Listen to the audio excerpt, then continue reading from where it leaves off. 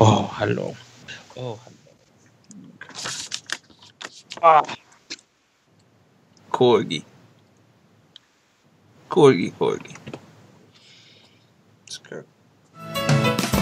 Ooh, suddenly soundtracks are here to provide you.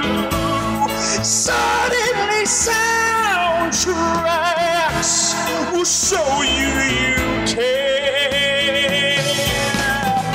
Oh, people, the soundtrack inside you with sweet understanding. Oh, with sweet understanding. With sweet understanding. Soundtracks are your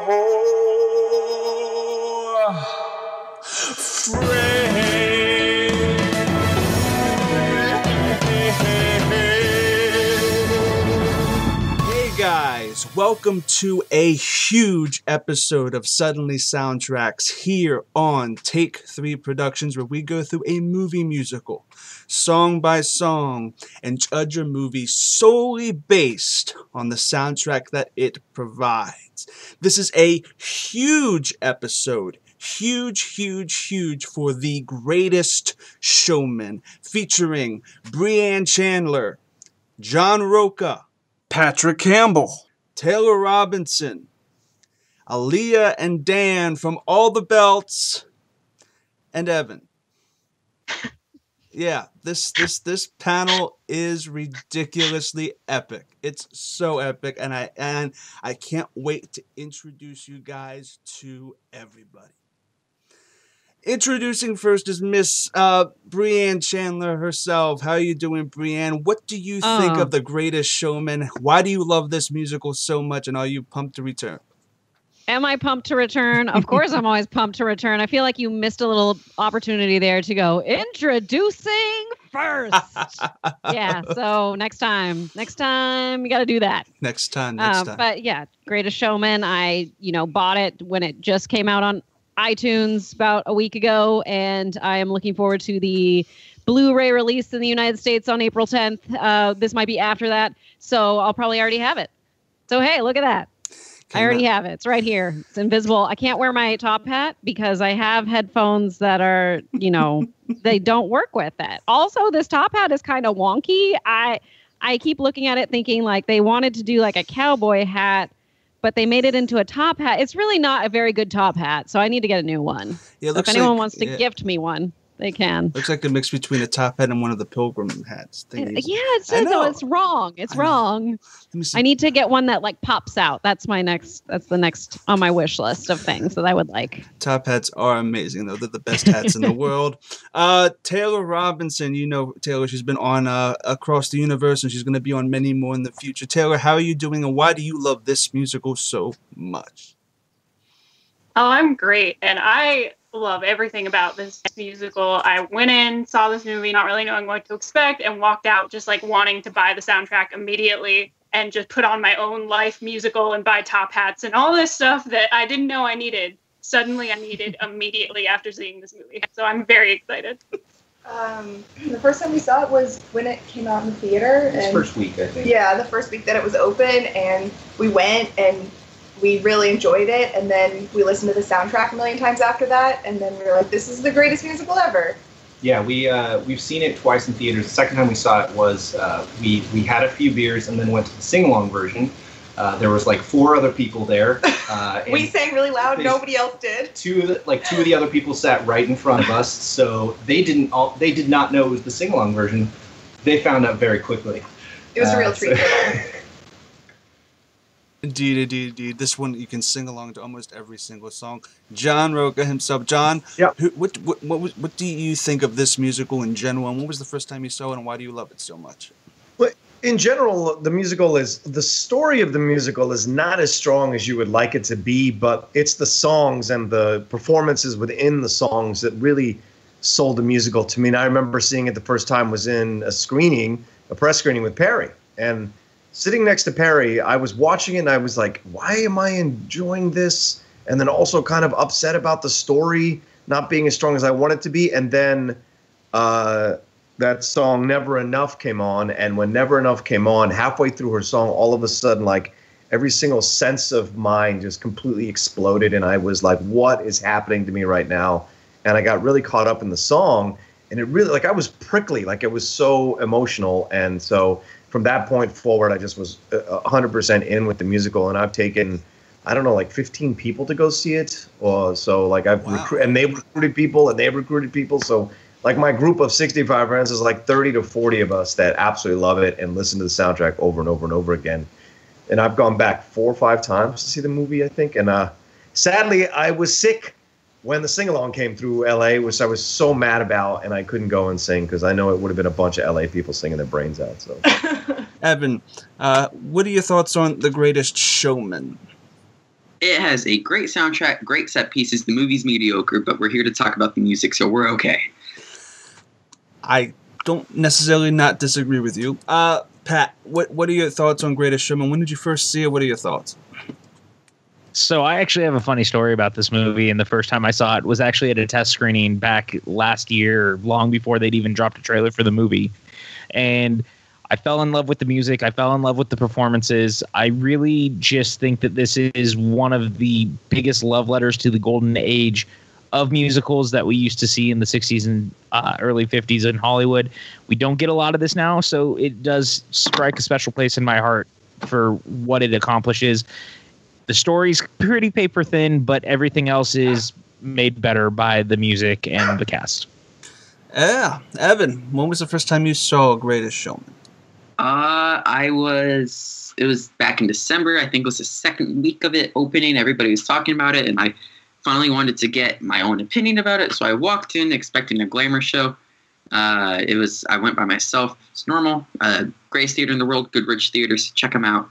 And it was a good time. I liked it. I shoved my face full of popcorn. Zac Efron, Zendaya,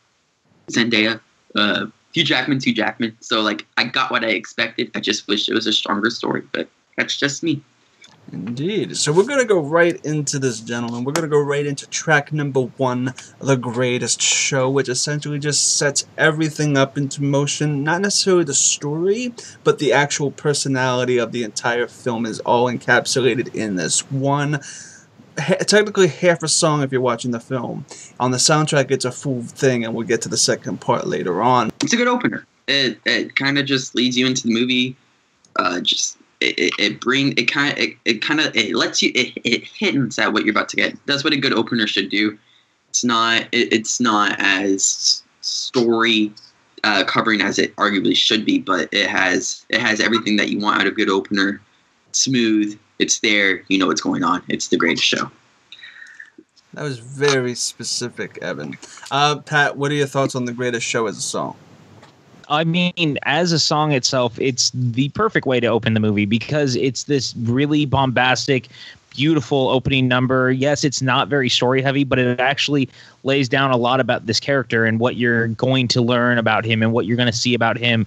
And this idea that he's this great dreamer and he's this larger than life personality. And I think that it really conveys that within the opening of this. You see the fruits of his labor early on, and you can really buy into this idea as the movie progresses of what you want him to see. Like, you want him to succeed and you want to see what he sees. And I think that this is the perfect opening for that. The music is just really, really catchy, and what's not to like about it? It's just a lot of fun. Now, John, as an opening number, this song, it's one of the most important things in a musical is the opening of a musical to capture the audience. And it does this in spades. I want to know your thoughts. What are your thoughts on The Greatest Show and how it opens up the film itself? I love it because, A, it lets you right into the idea that the songs in this film are going to be anachronistic. It also lets you into the fact that this feels like a broad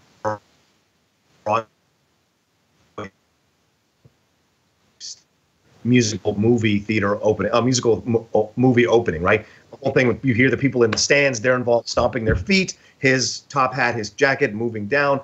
All of it gets you into the vibe that this is going to be a powerful, pulsating musical with very powerful beats through the whole thing. And then you see him get caught, and he remembers going back to being a kid, because right within this whole great explosion and celebration of where he's gotten to in his life, he's still that little kid trying to prove himself and remembering how he was poor, remembering how he had to suffer. And so that hasn't left him yet. So the opening is an incredible opening, but it also lets you know that this story is not done. So it's ironic in the way that it opens. Indeed. And the fact of the matter is, like, a lot of these songs in this soundtrack feel like they're radio ready. And I like the fact that what the greatest show too is that the lyrics themselves don't necessarily match with what's happening on screen, because then you can differentiate between the soundtrack and the movie, and you don't have to have the two collide just for theatrical purposes. It actually works for radio in a general sense. Dan and Alia, I know what I'm going to go to Dan first. Dan, what are your thoughts on The Greatest Show? I really like The Greatest Show. It's an interesting case because you have a song where essentially the way we're looking at it, where it's kind of one complete song that's been divided into two pieces that they kind of build out on either side. So it's a tough song to really analyze that way. In the context of the film, it's a pretty blazing opening. And it's kind of an amazing setup to have this kind of huge big number that you feel like is just going to blow the roof off places, and then drop down to Barnum's isolation. And then kind of you're immediately curious about where this story is going, because it feels like it should be exciting, huge, and revelatory. And then it's him in isolation, and you wonder why. And you kind of start in media res, and then kind of building back up. So I think it's a really intriguing way to open a musical instead of a more traditional going all out all the way. You're kind of left wanting more. Yeah, I do really like this as the opening, and then also we'll get to it, but the closing song. It's a nice bookend for the musical, in a way that you see in musicals quite often. There's a reprise of whatever the opening number is at the very end, but I think this is a specifically interesting case of that, the way they've done it. Like Dan said, on the actual soundtrack that's out right now, they've basically edited the two together into one song. Which I really, really like that song, and I really like the way that they did that for the soundtrack. It makes it a little difficult to analyze. Like, if you listen to that a lot, which I have, it makes it a little harder to analyze this as an opening piece, just the first part of it, compared to then splitting off the reprise of it later. But I do think, in terms of the way that it works in the movie, it's a really, really good opening for the movie. This opening number is one of my favorites of the entire movie musical. And I love that it starts off real big. And I find that if you're going to do a musical, you need to start off with a really great wham, bam, thank you, ma'am number. And I think that this absolutely does that, especially with the choreography, which is my favorite part of the whole film. And I just like to see the entire ensemble. I feel like we know what we're getting. It's not just going to be a little duo doing a little song and dance here and there. We know that we're going to get the entire cast the whole way through. Yeah, and it actually kind of, the most important thing in a musical is its opening and its closing. And luckily for this musical, its opening and closing are the same exact thing. We'll get to that soon. Taylor, what are your thoughts on The Greatest Show? So for The Greatest Show, the first song of the movie, I think it really sets a great tone for the movie and really shows you what you're going to get, because it is a little jarring at first to hear the modern kind of music going along with the time period that you're going to get. But I do like that they just start off with that right away and kind of throw you into this universe that they're making for this movie. And it is one of my favorite songs in the whole movie, 100%. Yeah, it really starts off this film with a bang. And I'm going to go back to you, Taylor. What do you give The Greatest Showman? Out of Rockin', download the track, one-time listen, skip it, or burn it? Rockin'. Definitely Rockin'. Beautiful, beautiful, beautiful. Brianne, what do you give this one? I also give it Rockin'. I find it to be rocking from top to bottom. Oh, Rockin', absolutely. Just like I said at the beginning, the pulsating beats, and then the lyrics are interesting because it's almost like, what's the greatest show? Is it life? And I think that's what he's saying through the lyrics. Like all the stuff they're talking about, it seems like, oh, it's the greatest show because he's telling the circus, blah, blah, blah. but it's actually life, and that's the way the film ends. And they're giving you the foreshadowing that you don't know until the end of the movie. So I think that movie and the song is like just eminently. You can listen to it multiple times over and over again. It just gets you hyped up for the movie. So that's definitely a rockin' it song. It's an 8.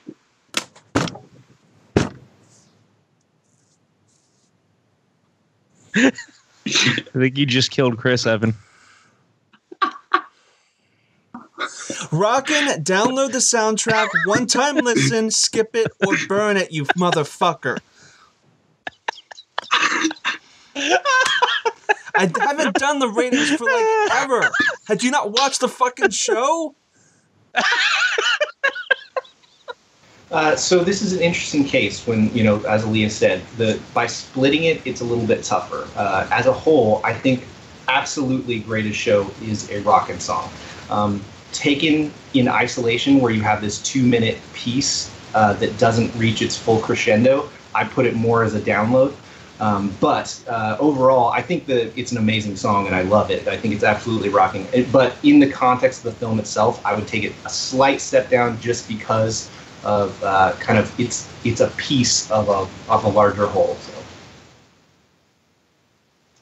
I am on the same page as Dan. I think the song as it is on the soundtrack is for sure 100% a rockin' for me. And we just listened to them separately, which I hadn't really done since we actually watched the movie. And it is a really strong start, but if I'm trying to compare it relatively to everything else and not just give like everything on the soundtrack a rockin', which I would like to do, but I try not to do that. Especially compared to the reprise of it, which we'll get to, which I like even more than this, then that's why I gave this one a download. Dude, I want you to leave that in because it's so hilarious when you blow up. I love that, and it's my favorite thing in the whole world. I might do it because it makes him look like a jackass. We're going to download the soundtrack, Chris. That's what we're going to do because it's a good opener. It fringes on great, but it misses out on some storytelling parts. We're going to download the track. Yeah, okay, cool. I'm glad you said Are you happy? Yeah, I'm happy. Thank you. You guys have no idea how much pain he caused me. Pat, what do you give The Greatest Show? You know, I would love to agree with Evan, but I just love telling him how wrong he is all the time. So we're going to go with it's rockin'. I mean, this is what an opening number should be in a movie. This is how you open a musical. I mean, it is one of the catchiest songs that I have heard in a movie in a long time. It's a lot of fun to listen to, and it plays great when you're listening to it on the soundtrack. Evan, I'm sorry, you're wrong, but we're rockin'. If you start a musical off as strong as this, automatically I give you a rockin', and a rockin' is what it deserves. There's no other way to open this movie. Then you kind of get into almost away into A Million Dreams. This essentially is a transition scene that gives you the backstory of Bonham as a kid and his love interest to where they are now, living away from the parents, and it gives you a backstory to Bonham that you kind of need through song. That for the film, it's kind of odd. It really is. This one is kind of a little odd because the song itself doesn't really, for me, the lyrics and stuff don't match what is going on screen. Like I could see, like it doesn't tell the story. The screen and the film itself tells the story for the audience. You don't get that same story through the soundtrack, I don't feel. I might be missing something. Taylor, for A Million Dreams, what are your thoughts, and do you disagree with what I said? I agree with you to some extent. Yeah. Where the song isn't really telling the story that you're seeing, but I do like what they did with it. I think that it was a good way for them to put the beginning of the love story into the movie and also kind of give us that time jump of showing us where we're going to end up, and doing it in kind of a concise way. And I do actually really like the song, but I get what you're saying when you're saying it doesn't exactly match up. Yeah, it doesn't. Brianne, do you disagree with what I said, or what do you think about the song? I think that this song was I think every song in The Greatest Showman was made for radio ability. And that is like, we want to be able to listen to this again and not think of, oh, this is The Greatest Showman. And that's why I believe that they didn't put the exposition in the song. They put it in the visuals.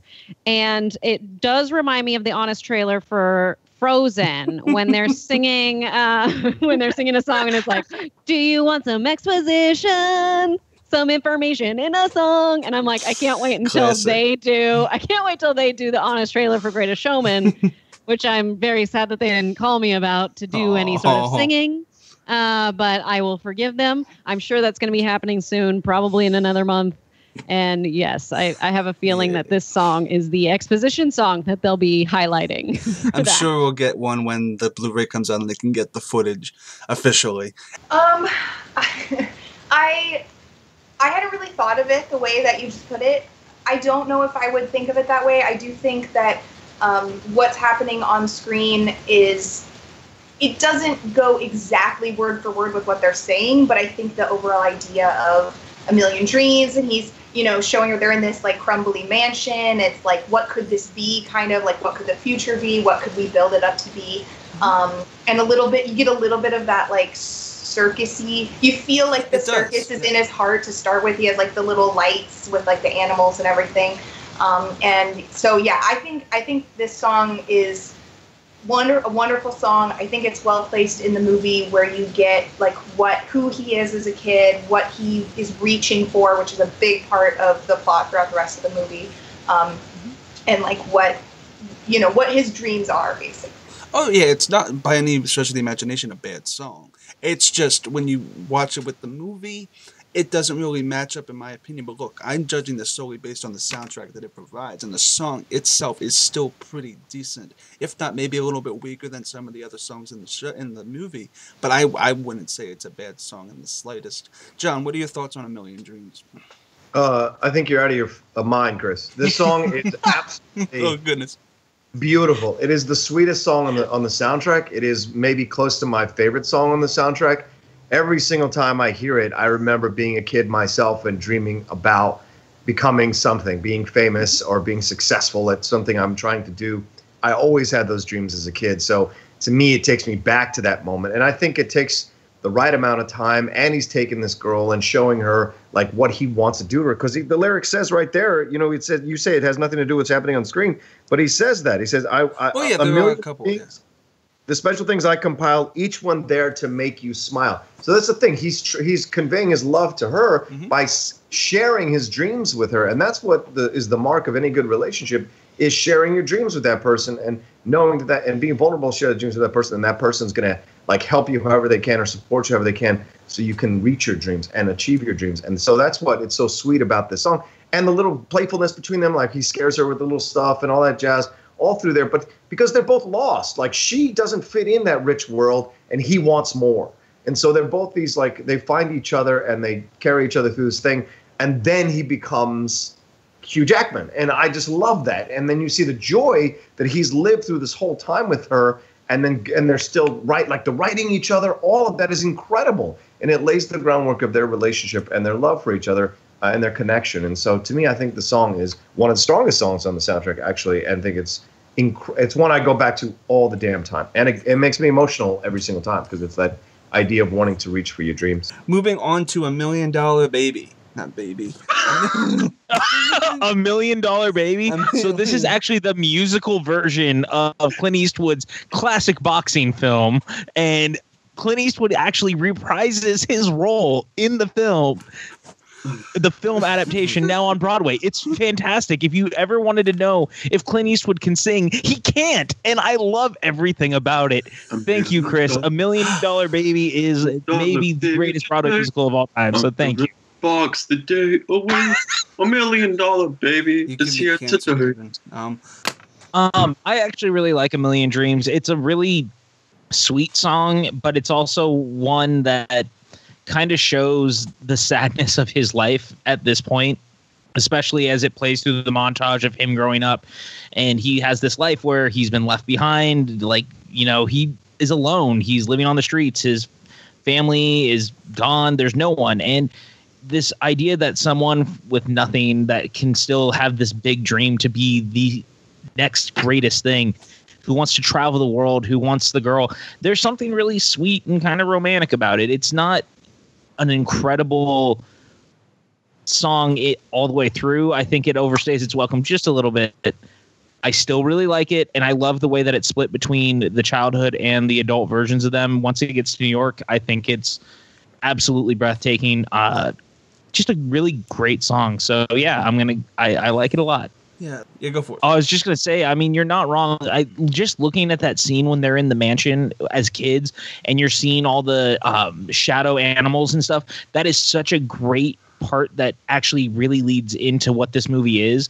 Whereas I think some of the other scenes with him as he's growing up maybe don't necessarily fit the rest of the song visually, but the song itself still works. Totally. Evan, you were giving him Kevin McAllister faces. You obviously have differing opinions. What are your thoughts on A Million Dreams? Is a fantastic track from top to bottom, from start to finish. It knows what it's doing. It tells a story. It takes its time, which is what this song should do because there's a lot of ground to cover, and it does it very well. Na na na na na na. It's super catchy. I can still think about it in my brain right now. The kid singing it is the perfect addition. I just love it. And then when it pops into it being Hugh Jackman, it is just a great song, and it really helps cover the certain amount of years that they have to cover, and it does its job. That's why it needed to take its time, Pat. You want what they call that? They call that passage of time, and they did it well. Yes, I know what that is, Evan. Do you? I don't know if you know this, but I'm a lot older than you, and I've done this a few times, so I know exactly what we're talking about right now, and I'm so glad that I get to share this episode with you, you asshole.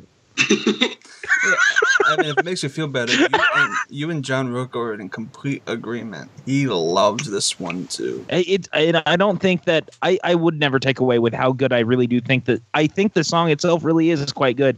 I just think that maybe visually it doesn't quite match. So I'm 100% with John on this one. A Million Dreams is a song that I just, when I was talking to Alia about this briefly before when we were kind of discussing our rankings, there was other songs that really resonated with me the first time through, but A Million Dreams was the song that I walked out of the film singing to myself over and over. It lodged in my head, and maybe part of that is because the score makes a lot of use of it. You hear it a lot throughout the film, and when I came out of it, I actually thought it was maybe going to be the big radio song, and then I found out that This Is Me was the big song, basically. But just based on how much they return to it throughout the film in the score, I just thought it was something they were going for because it has such a beautiful hook. The melody is just gorgeous, and it stuck with me so hard, and it just never budged from how high I placed it. I think it's an absolutely gorgeous song. I think it's incredible, and it definitely, I understand where you're coming from, Chris, with it does move quickly, and in general this film moves incredibly quickly. It's a very thin story, and it pops from spot to spot very quickly, but I think the beauty of this song and the beauty of this moment in isolation is more important than that to me, and it sticks with me. I think it's absolutely gorgeous. And I feel like I have a question for you real quick. Do you have a Christmas tree behind you? Is that what I'm seeing? Is there a Christmas tree? Oh, my mom's kind of like house aesthetic is to always make the house feel like Christmas. So we have Christmas trees literally everywhere, and it's a bunch of Christmas lights too all around here. It's very eclectic. It's great. Amazing. It's great. I love it. I love it. And she allowed me to put like my stuff over here on the wall just for scenic purposes. It's awesome. It's great. And we should just release this at Christmas and celebrate Christmas again. I celebrate Christmas all year long. So I'm cool with it. All year long. I'm going to go. As I said, the song itself, I actually like Brianne's point in that the song is made for radio. Every song here, yes, is made for radio. And maybe that's why when we get to the last track, it's the way it is on the soundtrack for that reason. And I feel like for this song in particular, I can see that point. But from a soundtrack point of view, if it's not accurately representing what the movie is about to me. And I feel like the instrument, it's not as memorable to me as the opening number and a few other songs we'll get to later on. So it doesn't hit the rockin' for me. But it is a solid, I will download this. This is a high download the track. I'm going to go back to you, Brianne. What do you give A Million Dreams? A Million Dreams, I give it a one-time listen. This is not a favorite song of mine. Okay. I feel like, here's what brings it down for me, and it sucks to say this, but I feel like the kids' voices are what brings it down for me. I get that a lot, yeah. They're good. They're good at singing. But I just, because it mixes between them and the adults, I would rather hear the adults singing. And that's just my perspective. A kid saying does bring a lot of things down when I've had it on Suddenly Soundtracks. I don't know if you guys have ever seen Scrooge from 1970, but that it's again, been a while. Yeah, but that again, the people I've known, Kristen and Jen, everything got brought down because of the kids, and it's understandable. You can't. It's hard to nail that. It really, really is. Taylor, what do you give A Million Dreams? I give A Million Dreams a download. Okay. I do enjoy it enough to where I'd want to listen to it again, but it's not my favorite. Oh, it's a rockin'. It's a hard rockin' for me. I ain't backing down. Awesome. John, what do you give this one? Yeah, a rockin' as well. And I the thing we have to remember about this film is that they cut 20 minutes out of it before they released it. They did. And a lot of the 20 minutes of it was story. And I think they realized they did not have a good, strong musical if they'd focused on the story only. So it seems like the story parts are just to get us to the songs. And so the songs are where they live, where this musical really lives and breathes, not the story. So that's how I factor these rankings and these ratings for these songs in this way. You have to take it how it meant it to do it. And so I just think they realized they couldn't do much with the story and they wanted to focus on the numbers. So to me, it's rocking. It's always going to be rocking. It's when I still hum to myself all the time. Oh, yeah, and I actually didn't know that they cut 20 minutes out. That makes a lot of sense, because I feel like a lot of that 20 minutes probably came from the childhood sequence, because it seems like it is a little too truncated. So from an editing perspective, I might have put a little bit in there more just for pacing, but you know what? It is what it is. Alia, what do you give this? I give it a rockin'. I knew you would. Why do I even come on this show? Because you're going to be like, Alia gives it a rockin', she gives it a rockin', she gives it a rockin'. I really like the song, and I also did not know they cut out 20 minutes. That's really interesting. I would be interested to see what those 20 minutes were. Maybe there will be some of that on the Blu-ray release, if that would be interesting. But yeah, definitely, this is a musical. Like, the focus is on the music, and I'm fine with that. I understand people criticizing the movie because of, like, the character and story aspect a little more, but that doesn't even matter for me because I just love the music so much, and it's really just a vehicle for the songs, essentially, and I'm totally fine with that. So, rockin' from me. I give it a 10. Just kidding. It's rockin', dude. The track is freaking rockin', and Pat knows exactly why. He just refuses to have a valid opinion. Well, wow, those were fighting words. It's funny you say that, because I was going to say, even with the way I don't think it fits in the film, it is a rockin' soundtrack. I think it is definitely one that belongs, because it is so story-driven, because it is so important to what the film and the soundtrack actually is. It is one that stands out for that reason. So it is rockin'. So, yeah, I actually agree more with Brianne's statement in the reprise of A Million Dreams, which happens literally kind of right after it in the film. And reprises, to me, should be memorable and add something to what you've already seen and I feel like and heard, but since this is all Popeyes and you want it to be radio friendly, this reprise to me comes off as a bit pointless. Brianne, do you think that this reprise of A Million Dreams should have been in the film, or do you think this could have been a kind of, you didn't need it there? I don't know. Go for it. You know, I haven't actually thought about removing it from the film per se. But I guess maybe they wanted to have pretty much all characters sing, aside from Michelle Williams' father's character. We don't need him singing, but but I feel like they wanted all main characters to be singing in this movie, and so that's probably why they put that in there. so they can have those little girls sing? I have no idea. Yeah. Yeah. I don't. There's nothing. Well, It's hard to talk about it. Yeah. Yeah. There's really nothing. I would have actually. This should have been all in one track itself, because there's this great instrumentation of it with the actual musical version that interludes between the two, and I feel like they could have just had this as one big 7-minute track or whatever it was. Sure. I don't really feel like you needed to separate this on the soundtrack. Taylor, anything to add about Million Dreams, the reprise? I mean, not really. There's really not much you can add to that. It just kind of is there, I think. Like I said, to me, the movie really resonates with me because I grew up poor, very poor. Like, we didn't have a car for the first 2 years that I was in existence. And so for us, it was the little things that my dad or my mom could afford that were incredible to get as gifts. So that sequence, that reprise, which is there with the little girl looking at all the shit dancing and all the things that are dancing in the silhouettes and whatever on the sheets that they're drying, it's just a really beautiful moment of family connection. You know what I'm saying? I could give you this. This is what you have.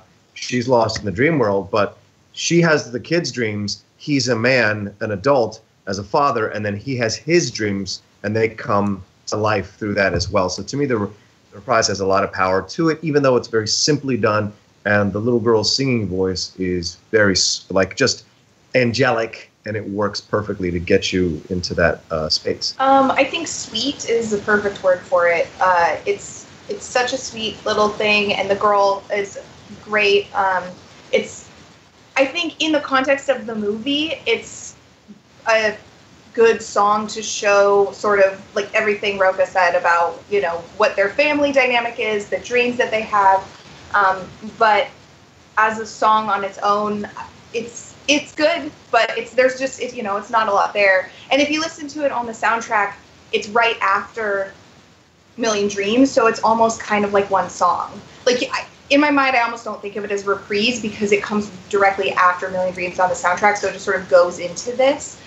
So on its own, as a song, it's very sweet, but I would say not, compared to most of the other songs on the soundtrack, there's not as much there song-wise. Absolutely. I agree with everyone here. I think this is a very beautiful moment in the context of the film. I think it's a really interesting idea that you're seeing, obviously Barnum's ideas of, fame and fortune are his million dreams. He wants this, the bright lights. And then it's kind of beautifully realized in the way that we see, children's experiences taking, the same things that their parents want, but realizing it through their own lens, which is kind of this amazing thing. And what the children want is just this beautiful little device, and it's so small and seemingly meaningless, but it's everything to them. So it's amazing how the way that children can clarify something that a parent wants and take it in their own way and reinterpret it. And I think that's a great reason for this song to even exist. I think it's beautiful, but taken in isolation, it is not something that I want to return to very often. But I think it's perfect as a little tag at the end of Million Dreams. I think it works beautifully if it's one single, which when I listen to it, I always listen to them both together. So to me, it works perfectly that way. But in isolation, like you said, if it comes up on shuffle, it's not what I want. It works. You need to transition it to the children so they do it well. I enjoy it. There's really not much more to it than that, but it works. Yeah, it's children singing. Pat, anything you can add to that? It certainly exists, is what it does. It certainly exists. Oh, yeah, I'd say download it. Absolutely, yeah. This one's probably a one-time listen for me, just as a contrast for everything else. I like it, but I really like it as an immediate follow-up to Million Dreams. So in isolation, I would say one-time listen if you are single, taking one by themselves. But it's beautiful. I still like it. I also gave it a one-time listen, even though, I listen to it every time I listen to the soundtrack, so it's like a little hypocritical for me to give it that, but because it's just right at the end, like it's part of, Million Dreams, so it's not like I have not listened to it every single time I listen to the soundtrack, but like you were saying, if something was on shuffle, I might not, want to listen to this every single time, depending on the context, just because it is so short and just on its own, not as much as the others. That's what she's. This is clearly a skip it. It's not like a burn it type thing, but it just doesn't. You don't need it on your soundtrack if you're listening to it after you've just listened to the song itself. There's no need to have it run right after the other like that. So yeah, sorry, skip it. I'm actually in the opinion that it should be skipped because this should have been just at the end of the actual track and not a separate track. Exactly. If it was a part of the song itself, we might have a different story. Which makes me confused why the other reprise that we're going to talk to at the very end wasn't at the end of The Greatest Show. Because it just makes no sense why this is here as a separate track. Evan, I think you agree with us. Lark! We are at least giving it a one-time listen. Come on now. Just listen. You have it as a one-time listen if you've listened to the other version of the song. No, because I like hearing little kids sing. They're fun. Wow, that was awkward. That was so creepy. My favorite musical is Mary Poppins. I like hearing small children sing. They have great voices. I said burn it, mainly because I feel like, it doesn't need to be on the soundtrack. I think it's fine in the movie, but yeah, it's not something that I would ever. I skip it every time it comes up on my iPhone. So, of course, yes, doesn't need to be there. Taylor, what do you give it? I gave it a skip because once you hear it once, you don't really need it. Evan, you make me dumber. Okay, we're gonna go into come alive. Okay, 3, 2, 1. Then we get into Come Alive, which is probably the first really big radio tune that pops up that really was, I could tell was written as a single, and it really shows, especially when they get into the clapping portion, which you just want to get up and dance. Pat, what are your thoughts on this song Come Alive and its context in the film? This is easily one of the strongest songs in the entire film, and it's one of the most catchy. It's one of the just most fun. There's something about it, the way that it gets to have interactions with a lot of the different characters throughout it as you're starting to meet them. And it really gives Jackman a chance to shine again, which, I mean, not that we need to give him more reasons to be the most awesome man on the planet when we had Logan last year and, 17 years of him in the X-Men franchise or anything else he really ever did. But this one goes to show again why he is maybe one of the top performers of all time when it comes to what he does on film. And he's just so goddamn charismatic, and it plays into the song. Yeah, this is really, really uplifting and makes you feel so good after listening to it. And actually, the sequence itself is really, really cool because it actually gives the sideshow performers a chance to be like, this is you, to embrace yourself. And it really felt that it embellished the theme of the movie quite well. And the song itself, which you need. Yeah.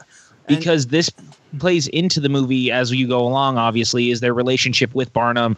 And I think that the song and what it's portraying on screen really works into the relationship he's trying to build. And for once, they're starting to really see themselves come alive. They're finally finding it within themselves to be these stronger, powerful people that the world tells them they're not. And I think that really plays from the song and the movie. Yeah, and the thing is, too, before I get to Evan, is that I think I've told you this off air at some point, Pat, but this is where the editing in this film becomes a bit bad. And I don't mean that in like it's not timed really well. It's great. It's just the shots that they choose for this song in particular, they choose to keep cutting to Zac Efron. They choose to keep cutting to Hugh Jackman and Zendaya. When you have these great animated performers in the background, the ensemble, they just ignore, like there's this the fat guy, the big guy that has a solo. He starts to sing and they cut away to something else and not keep on him. They keep on they like to cut away to Hugh Jackman doing something, like to cut away to Zendaya doing something, instead of keeping it on some of these performers that are actually having good interaction. And I would like to see more of them, but they just keep, and even though you have a huge ensemble, it just seems very claustrophobic. I don't know if you guys got that in the editing, but to me, it was very claustrophobic. You're not wrong, and I definitely agree with you a bit on that. Yeah, but that's movie-wise. Song itself is fantastic. Evan, your thoughts, and do you agree with anything that we were saying? It's a really good song. I enjoy it from top to bottom. I like how it integrates a lot of people. this song just suffers by having the best track being next. It's weird. You listen to the song and you're like, wow, this is really good. But then you listen to the next one and you're like, wait, Come Alive was, for me, like I enjoy Come Alive. It's just that I hate comparing songs, but whenever you listen to any type of album, soundtrack, you name it, things happen for a reason. There has to be some type of balance. And I feel like sometimes Come Alive falls out of balance due to the next track that's on the soundtrack, sadly. And for me, at least, it kind of holds it back a little bit, sadly. But it doesn't speak for the volume of how good the track is. Thanos would have been really proud to be a part of trying to fix this song for the balance that it needed. Yeah, except he didn't push Gamora off a cliff. Well, he did. I don't know why he said that. Spoiler? I'm not sure what it is exactly, and I'm not sure which Savage Garden song I'm thinking of, but every time I listen to this, especially like the beginning of it, it just reminds me of a Savage Garden song. And I haven't re-listened to Savage Garden in a while, so I can't think of the specific song, but there's something about, especially like the early part of the song, that just like made me think of Savage Garden. I don't know why. But that being said, I do really enjoy this song. It really builds. I mean, a lot of the songs in this musical do, but especially this one, it really builds. It starts out kind of like slower and quieter and just builds into a huge song. So I definitely think that it is a great song on the soundtrack and also in the context of the movie. I don't think there's really any songs in this movie that aren't working to really further the story. Like we talked about before, it's really the songs are like the major part of this movie. So I love this part of the movie as well and what this song does for that.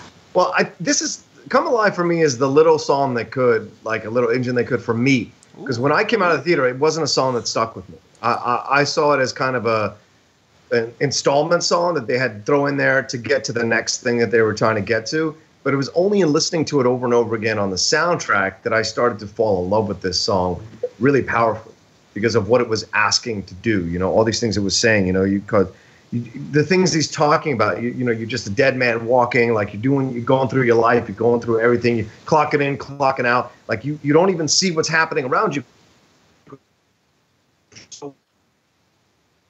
What I love about the song is the song finds a way of getting inside you and asking you, making you remember. I think that's why the whole soundtrack of the movie resonates with people. It's like going back to being that kid that like loved the world again, and it wasn't about just paying the bills and the daily grind of politics or everything. It's just about like loving this world again and loving each other again. It's so great, and so this song really does that, right? And then it builds this incredible crescendo where they're all dancing around, and doing all the things that they're doing. I just love it, and so to me, it's one of that stays with me now over and over and over again. So I love the song madly now. Yeah, it's optimistic as all hell. Dan, what do you think of this song, Come Alive?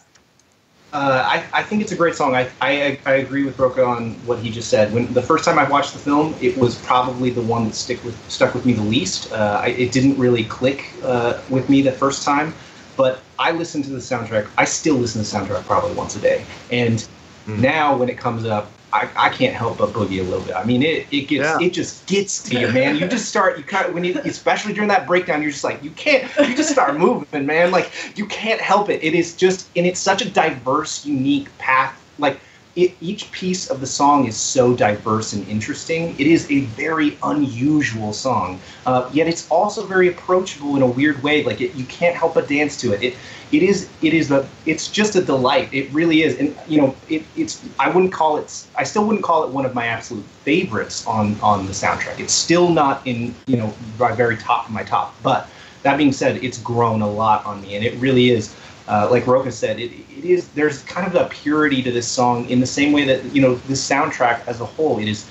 The thing I love about Greatest Showman is it is one of the most earnest pieces of filmmaking I've seen in a long time. Everyone who was involved cared about it so much. It's so sincere, and this song really reflects that, I think. Well, and I want to add to that a little bit. Like that's what when the world becomes a fantasy, and the more that you could ever be because you're dreaming with your eyes. Like all of that just gets you going, and you start to move and start boogieing, like Dan said. And Alia, I would say it's almost like a Katy Perry song. It's like it's got it feels like Firework. You know what I'm saying? Like, Oh, yeah. That's what it feels like. Like it burst and come alive, firework. It just is very reminiscent of that. So I enjoyed that about the song as well. So crisp. The rhymes are so crisp. It just feels like it feels percussive. It's just like that. It's just beautiful. I love it. It just clicks, man. The rhythm of it is amazing. I find that I really appreciated that it was yet another big number, and it was time for a big number to happen. And this was one where it got the entire cast included as well. And I really appreciate Ashley Wallen's choreography throughout the film, but specifically this number and the one that we'll talk about next. Mm-hmm. I find that we don't get to... choreographers aren't as appreciated as other below-the-line members, you know, people that are doing great jobs everywhere else, but... Not every movie needs a choreographer, so when one does come along, I think it's really important to highlight their work. And Ashley Wallen really, I feel, knocked it out of the park with everything that she did on this film. Yeah, the choreography, this entire song feels like a stage song. So Come Alive, I really, really enjoy it a lot because the way that the ensemble was used for this song is really, really great. The way that everyone's brought together and you are really starting to see, you know, forgive the pun, but to see everything come alive and come together.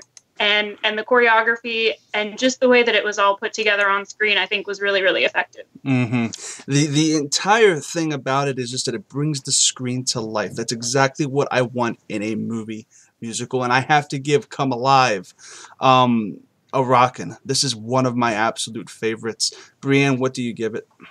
I also give it a rockin'. Mm-hmm.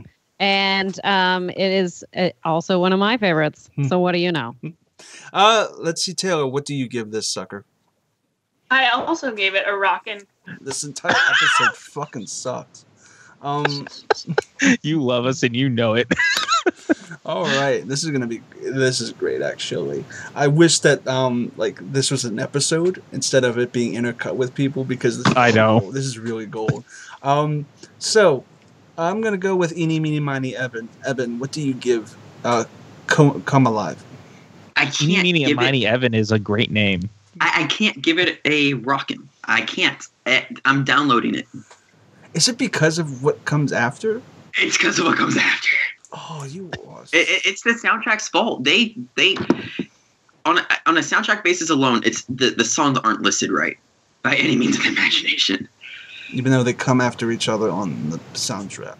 Right, but we're looking at it from a soundtrack perspective. Am I wrong? No, you're right. You're right. That's an interesting reasoning. Pat, your rating. I mean, it's so amazing how right he is at being wrong most of the time, because here we are again at this crossroads where this is clearly a rockin' song. It's so good. Just because this one isn't as good as the next song doesn't make it less rockin' than the one before it. So, you know, on the basis of what it does within the movie, what it does within the soundtrack, this song rocks, man. So it's rockin'. Oh, I love this song, and what comes after sucks. And we're going to get to it in a second. And I know. Wow, okay, that was just harsh. I gave the song a rockin'. This one is. How could you not? This anything that gets you dancing that much, and I've said this before, and I'll say it on every episode just that I'm on in case people haven't seen the other ones that I've been on. But I especially tend to judge songs and on this show when I'm ranking them on how fun and exciting they are to sing along with, like the ones that you really want to like belt out in your car. Those are the ones that I tend to really gravitate to the most and rank the highest. So this is definitely fits the bill on that. Rockin' for me as well. You have to belt this one out. It is amazing, and it gets that alone from the acapella clapping portion, which is amazing. Dan, what do you give this? It's rockin'. Yeah, it is. It is. John, what do you give it?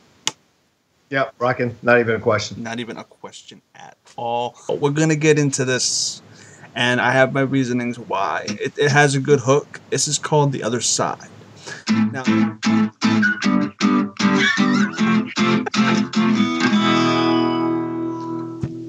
I hate. Wow, so that happened. Wow. Okay. It's a So Trace. I might keep that. That was actually pretty good, Evan. That was impressive.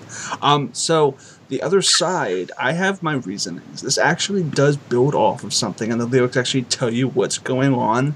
Zac Efron's character and Bonham are both, at the end of it, partners, and this is a whole convincing song, though. The choreography is fantastic. Fuck yeah. The hook and the actual song itself leaves a lot to be desired. You're looking at You're full of shit. The song has no momentum. It really doesn't, in my opinion. It's a song that's good for the scene itself and has a great visual appeal. But when you listen to it outside of the movie in context, it has a good hook, but it doesn't pay off that hook. It just repeats the hook over and over again. And it doesn't really have that oomph that I like, and I just don't really give a crap about it. And I know you both completely disagree with me. I'm going to save Evan for last. I have a ton of fun with this. Mm-hmm. I don't put it quite as high as some people do, but I still put it very high in my rankings. I think it's a great song. It's not the most robust of the songs on the soundtrack, but it's fun. I love Zac Efron. You know, me and Alia will tell you, no one loves High School Musical movies as much as we do. OG High School Musical fans. We love the High School Musical films, and we love Zac Efron, and we love his singing voice. I just like him as an actor, period. I think he's a fun, unique actor, and I think he's cool. So it's good to have him have a showcase at this point. But I think it's got a great hook. I think it's a lot of fun. But and I think visually, this is a very arresting segment of the film. I think they did a great job with the blocking, with the way they're pouring the shots. That's kind of a cool segment. So I have a lot of fun with that. I wouldn't put it at the peak of the soundtrack, but I really have a good time with it. Dan actually brought up the fact that it has some of the best choreography in the film, and I feel like that is 110% correct. John, the other side. What are your thoughts on the other side? This is probably my least favorite song on the soundtrack, to be honest. Cool. Yeah, it's not one that I get why it's happening, and I like the back and forth. It feels very Broadway-esque, this sequence in the film, and I enjoy the choreography. Absolutely, I think Brianne's right. Absolutely, there's some of the greatest choreography and timing, and that bartender deserves some special shout-out love for the classes and everything that he's doing in there, which is really fun. And the looks and the faces, everything is great. But for me, the song and the lyrics, just I get what he's trying to do, and I get the point of having the song. It's just not one that I go back to a lot and listen on the soundtrack, to be honest with you. Sometimes I'll skip it when I'm listening to the soundtrack. It's just not one that I enjoy listening. So I can tell you right now, to me, it's a one-time listen, so I can tell you the ranking right now before you make the ask. So this song is one of my favorites from the movie. I really like the way that it fits into the story. I think it's a great way for Zac Efron's character and Hugh Jackman's character to have this discussion and really show, where they're both coming from in this world. And I like the instrumentation a lot. I think the choreography is insane. I was sitting in the theater, just like, I think my mouth was kind of hanging open watching this scene. Like, what is going on? This is amazing. This is incredible. And it kind of just blew away my expectations for what we were going to get out of a song between the two of them. And I really think that it served the movie really well in pushing the story forward and kind of giving us insight into these two characters in a different way. Cool, yeah. I will say the choreography in this scene to me is amazing. It really is. It probably supersedes even, what was this thing called? Come Alive. It even supersedes Come Alive in some aspects because of the area that they were doing it all in the bar. Brianne, I know you probably disagree with what I said about the other side. I don't know, but what do you think of that song? I think the other side is the exposition song that you were looking for. Like a lot of exposition goes down in this, and a lot of, telling what's going to be happening, talking about one person's life and how it's going to change, or how can you stay the same. So I feel like this probably isn't a radio-esque song. That being said, I do like how it is structured, and I love the choreography. This was actually choreographed by Daniel Cloud Campos, and he also plays the bartender. And I just like the entire scene and how he sets everything up. I feel like he's the unsung hero in this song that we don't, you don't get to, obviously, there's no way you would know that just listening to it. You have to actually see it. performed, and then you can see how good he really is. But if they didn't have him, I feel like it would lose something. It would lose a lot of luster, and you lose all of that when you're listening to the soundtrack. And when I listen to the song by itself compared to when I watch it, the choreography, the cinematography, the editing is fantastic. But when you lose all of that and you just look at the song itself, I'm not finding myself coming back to it a lot. And I feel like it's not as bad of a song to skip, but to me, I have to give it and this is a one-time listen. I don't enjoy going back to it as much as I would some of the other tracks in this film comparatively. And you say the exposition, yes, there's exposition in the song, but there's a way to put exposition, in my opinion, to a song and make it a little bit more memorable and stand out without just a good hook. Everything else kind of, for me, falls flat musically, but that's just taste. Taylor, what do you give this? I actually gave this Rockin' because I do listen to the song a lot. That's the magic of subjectivity. Brianne, what do you give this? I also gave this Rockin'. Aha! Yes, yes. I'm going to go change my window because I have never been recording at this time, so I didn't know that the God light would be on me. I agree with myself in that this is the greatest song of all time. I mean, maybe not of all time. That's a little bit exaggerated. But I love this song. And it's really interesting because Dan will tell you that I am not very good at knowing like what popular opinion about stuff is. And I kind of thought that this would be one of the less, like, people wouldn't like this song as much. I really love it. But Dan was saying, like, this is, like, one of the biggest favorites a lot of times. Weren't you talking about? I think I just mean kind of like in discussions that I've had with people, it seems to be a popular one. Yeah. I don't know if it's like one that gets, obviously songs like This Is Me and Greatest Show have a lot more downloads and listens and stuff like that. But it seems to be one in small groups when I've had discussions, people really seem to like it. Yeah. So that, I mean, when you were saying, like, you think it's kind of overrated, I guess I'm one of the people that overrates it because I love it. And I love the choreography, and maybe that's part of what influenced it for me, but I still just listening to the soundtrack without that is, like, one of my favorite songs to sing along with. I love the back and forth. Like Dan was saying, I love Zac Efron, and obviously Hugh Jackman is amazing. And just seeing the two of them do a duet in this song, I think is just great. That's fantastic, Alia. And I'm glad that one person's trash is another person's treasure. And it's fantastic that you look at this in such a high regard. And I'm going to go back. It's not trash, Chris Clark. Not trash. I didn't say it was trash. Well, okay. Well, it's a saying. It's just a saying that I love saying. Anyway, Alia, what do you give this? Rockin', obviously. Okay, awesome. And Dan, what do you give this one? You know what? I also give it a rocking. It's a soft rocking, but I still like you're rocking a baby. Yeah, like you're rocking a baby. Exactly. It's a gentle rock. It's a power ballad. Okay. I think download is too low for me because I never skip the song. I still love it, so I would still give it a rocking. I always thought Evan was the person in the room who was the most wrong until this moment. And Evan, I am so sorry for all the mean things I've ever said about you, or behind your back, or to your face, or no matter what it was. I mean, I am sorry because, wow, Chris, wow, this song is great. This is a character building song. And this is, again, talking about what we were with Come Alive, is this song that really gave Jackman a chance to shine. Well, here's a song that we got to see Efron shine, and that's a really big deal because, especially for us as the audience who really doesn't know the character yet, and this is the moment that he really gets to stand up against Barnum, and he had to be able to keep up with Jackman in this. And not only does he keep up, he's almost better. He's so good in this, and the choreography is great. The lyrics are fantastic. It's so much fun to watch, and it's just a really great song. I am so surprised how much you don't like it because I find it infinitely listenable, and I find myself listening to it all the time. This is one of my favorite songs on the soundtrack. You're not going to change my mind about that. So sit in your corner and be wrong, and that's okay. And I still love you, man, but Jesus Christ. Guess who also agreed with me? John Rocha, and he's wrong too, which is perfectly fine. John did. John agreed.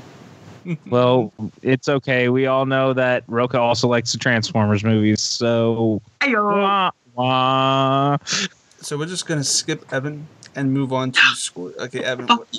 This is the best song on the soundtrack by far and by none. The way how it builds up with the minor chord at first, and then builds up to this perfect E strum. I know you guys have no clue what I'm talking about, but it has this perfectly vibrant strum going on. And it what it does, and it goes, okay, we're gonna go acoustic, acoustic, acoustic, and then by the very end you have the full fucking band there. And you're telling me there's no momentum? It goes, we have verse, chorus, and then there's this awesome bridge where you can like hear the glass sliding on the fucking table, and it just sounds so nice, and it's part of the music too. Right, yes. Put that on purpose.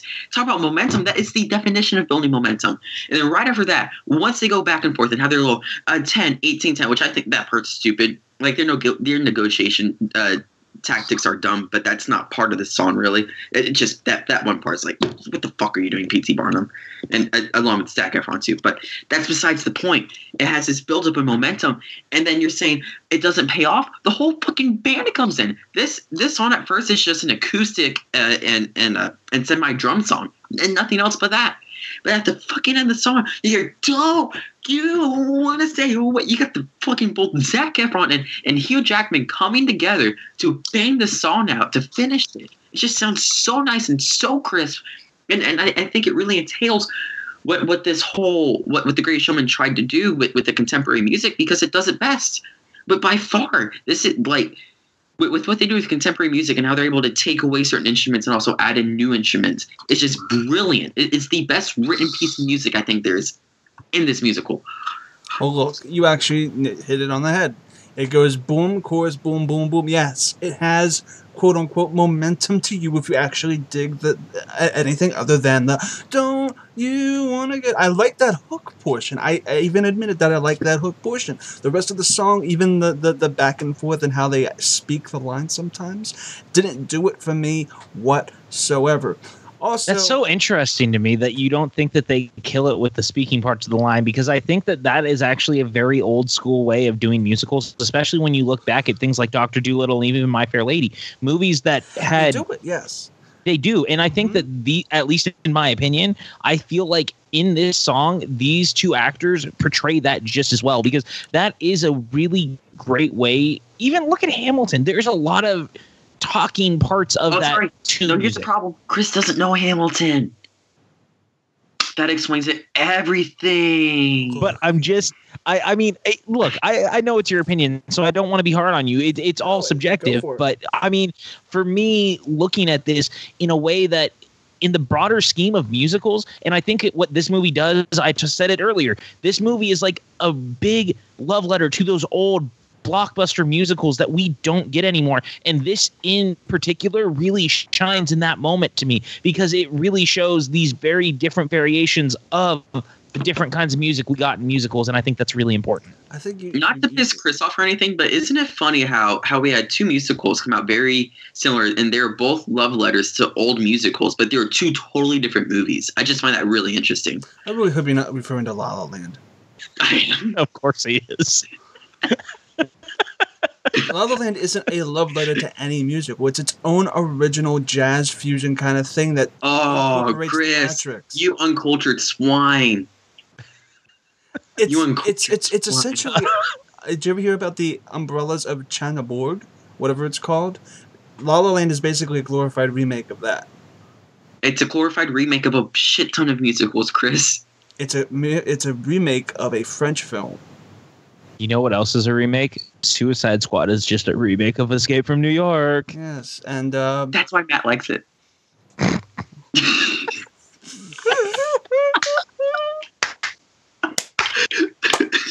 Oh my God! Crushed it from the 3-point line. Oh, amazing! That was awesome. But anyway, going off of something that's not amazing, the other side.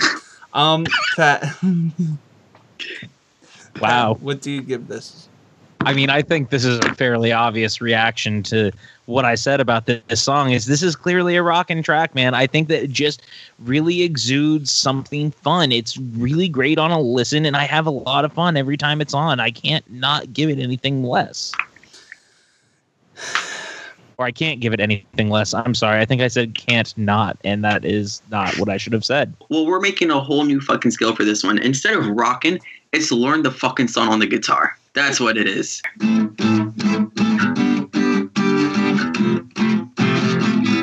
And that's it for the other side, folks. Then we get into the actual show in the theater. Never Enough. This song by Jenny is really, really Adele. It sounds like an Adele song. It feels like an Adele song.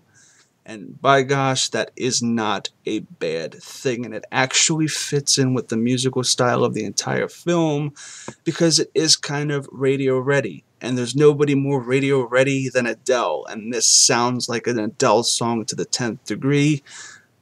Brianne, do you agree with my assessment of Never Enough? And what do you think of this whole set piece in the theater? I agree with your assessment that it is Adele-like, and I'm now thinking the reason they probably didn't get Adele to do it was because she'd be too recognizable. I do like that they used Lauren Alred of season 3 of The Voice, and I also appreciate that they did decide to dub. And Rebecca Ferguson herself was like, you know what? I'm a classically trained singer. I was practicing the song, and I realized this isn't. We need something even greater than what I can do. And that's why they decided to, hire out. And I appreciate that because I'm of the mindset of I want someone to be dubbed if needed. And I feel like, I don't know Rebecca Ferguson's actual voice, so I can't like compare. But if she's saying I would prefer it this way, then I'm glad that she has made that decision. And let us have Lauren, because I think it really mixes well, too, with her actual voice. So you don't know, is this Rebecca Ferguson? Like, you really don't know when you are watching it that it is someone else.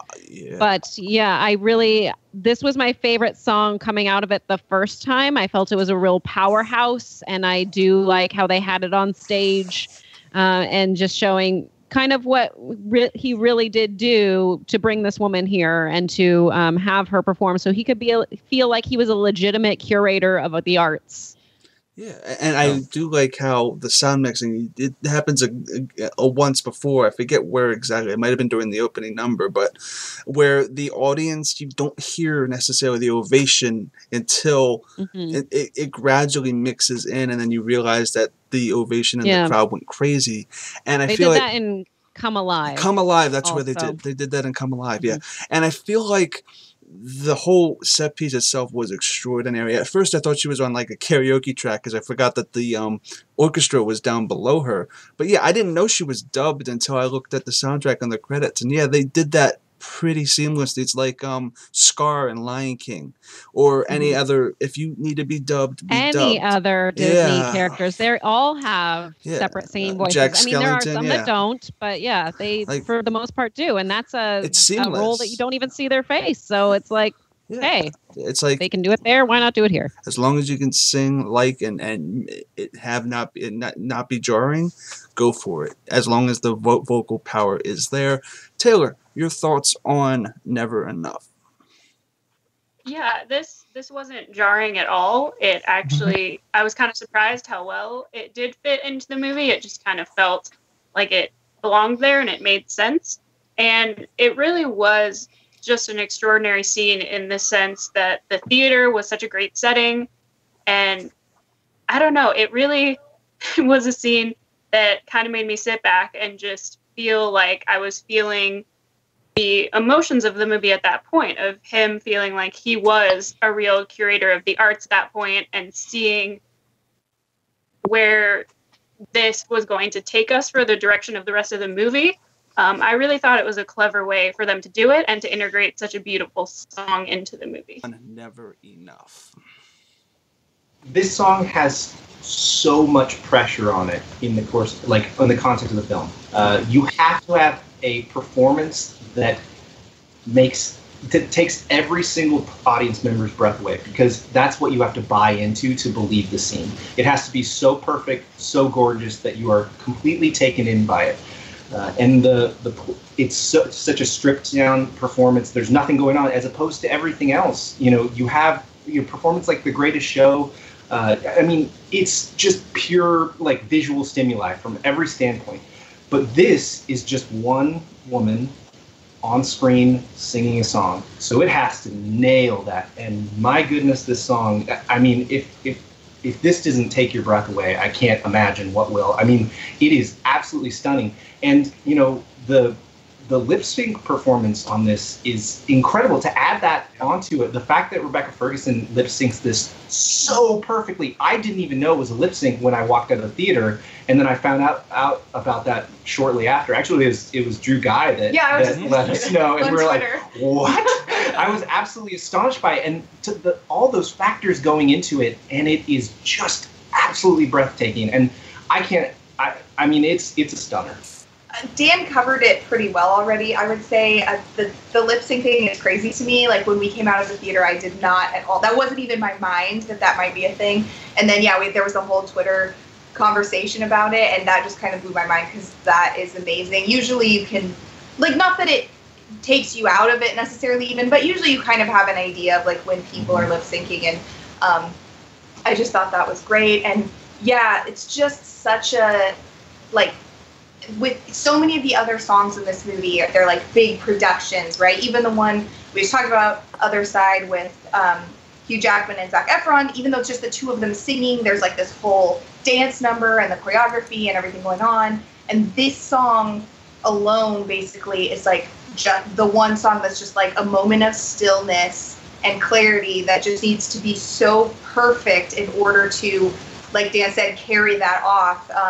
Not only visually and musically in the movie, but just for the point of what she's supposed to be, like the greatest, most well-renowned, amazing singer of all time, basically. And if you didn't buy that based on this performance, it would really lessen the story of the movie. But you definitely buy it because it's great.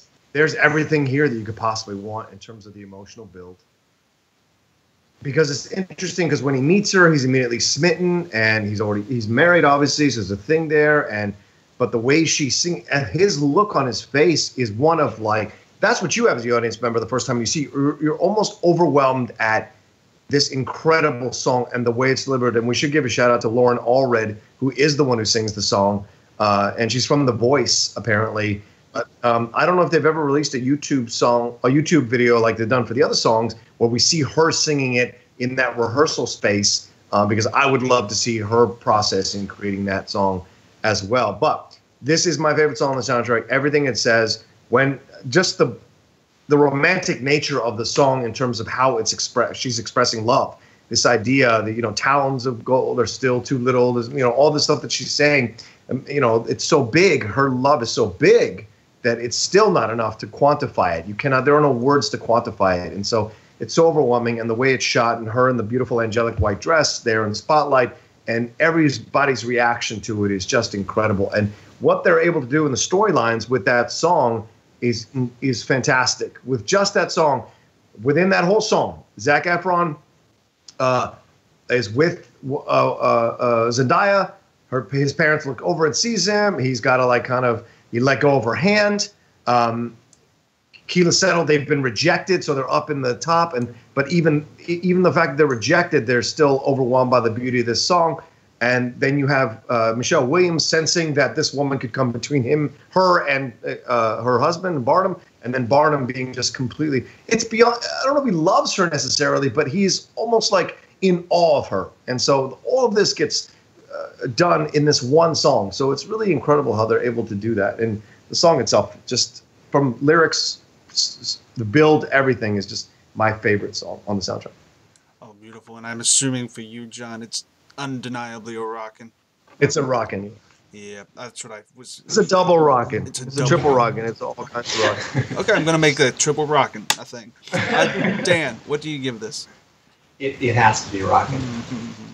You're dead inside if this is not a rocket. Yeah. This is this is super rockin'. This is an atmospheric song, and I think the show needed it because you can't have back-to-back show-stopping numbers without some sort of break. You need a calm before the storm, and we're going to get to it in a second. So it's a rockin' for me. Alia, what do you give this? Yeah, definitely a rockin'. And I just wanted to say the thing that Rocha said about being in love with her and awe of her. It's almost like he's in love with her possibility of what she can bring him. And it's the way they do it in the movie is not even like he's intentionally using her, but just that she is so amazing and he appreciates her so much for her talent, because that's really that's like what draws him to people and what he sees in people, because of this dream of his of building, the greatest show essentially. So I think that's a really interesting story point in the movie as well. But yes, the song's definitely a rockin'. It's actually a fantastic song for what it needs to do. I really enjoyed it a lot. This is the perfect follow-up to The Other Side, because you can't put another fast track banger right after this one. Never Enough follows it perfectly because you need that breather. But it breathes, but also hits you hard because of the fake story that's going on between the French woman and P.T. Barnum. I don't want to get into that, but the way how she goes about it, the performance is amazing. The lyrics, what's going on, I find it I find it very astonishing, and I think it's a really good track. I think there's never enough of this song, but I do really love this song though. I think it really fits into the story of the film, and I think what you just said really encapsulates why. Because there is this part of the song that they use to try to tell the story from so many different characters' perspectives of what's going on in the conflicts in their life. I think it's really beautiful. It's a moment for the movie to breathe while also trying to push forward in a new direction, especially up to this point, because it is drastically changing directions. It's no longer just about him trying to build the circus at this point. It becomes a little bit more about himself and how selfish he's becoming. And I think that it's a really necessary part of the film. I think that it's performed really the way that Rebecca Ferguson at least displays that she's singing, it really helps sell it as well within the film, because it's actually not her singing. So that's pretty impressive, all things considered. And she really sells it like she is. So that's really important. I just can't say enough good things about this song. All good things. It's a rockin'. I'm not gonna learn on the guitar, but it's a rockin' for sure. It does its job, and it's a powerful track for the story that it's telling. If I ever did a Greatest Showman review, I would probably put on blast just for how fake it is, but for the story that it's telling and the way how it tells the story, it does a good job. I mean, this is clearly a rockin', again, just because the way that this song plays into what the movie is and the way it's taking it through the film itself, you have to have it as rockin'. It just belongs there. There's nothing more that you can really say other than how good it is, and I love it. I gave it a rockin'. I actually completely agree with Taylor and all that she just said. This is a rockin'. The whole set piece itself, even just watching it, is amazing, but when you listen to it, the voice just soars. Brianne, what do you give this? The only reason I didn't give it a rockin', and I've listened to this so many times, is because I just realized that there came a point where I realized this whole song is just the words "never enough," and that kind of bothered me after listening to it for the 25th, 26th time. So I've decided to download it and use it for karaoke. That's what you should do. That should be a separate thing. Yes. You should have everyone pick one karaoke song out of the entire list. Which one is your karaoke anthem that we are going to be doing out of this? This would be mine. All right, and then we get into the Oscar song, the single, the radio hit, the thing that they wrote, and they immediately knew that they had something special on their hands. This song is called "This Is Me," and it's not sung by any of the main leads. This is sung by, what's her name again? Keila Settle. She plays the bearded lady, and it is really one of the most empowering songs in recent film soundtrack memory. This Is Me has so much going for it, and is actually so timely to where we are right now as a society. And you have to take pride in who you are. You really, really do. Dan, what are your thoughts on This Is Me? I mean, This Is Me is obviously a showstopper. It's meant to be a showstopper. It is the most universal radio hit unquestionably on the soundtrack. It is the one that everyone can relate to. Everyone can find something special in it, and it's performed beautifully by Phyllis Settle. And I think her voice is obviously magnificent.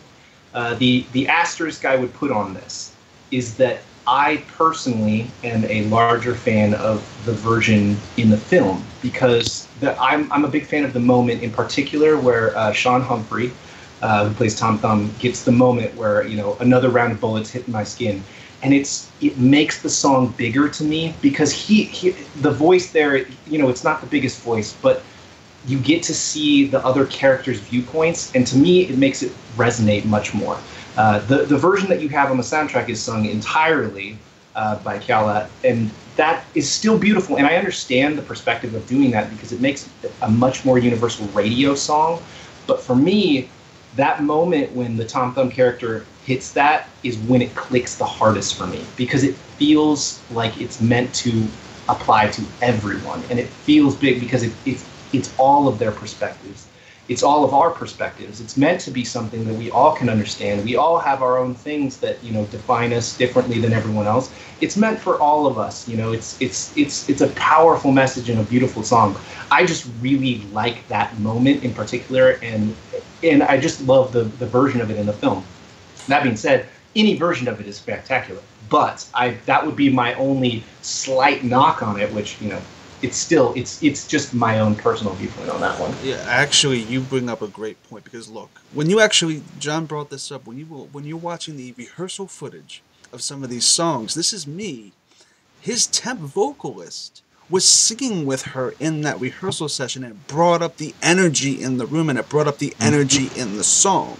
I don't know why they decided to, because I'm assuming the rehearsal recordings are what are on the soundtrack, because they just a note for people out there who make movies, they master the soundtrack before the film is done editing. So they might have reshot that scene with John Humphrey singing instead of having her sing the entire thing, and I think it works better for the film. But I feel like I wish they kept the temp vocalist from that recording session, because I don't know why they did that, because I think that just brings up the energy of the entire song. To just have somebody singing those few lines along with her just makes the song seem like it's more united.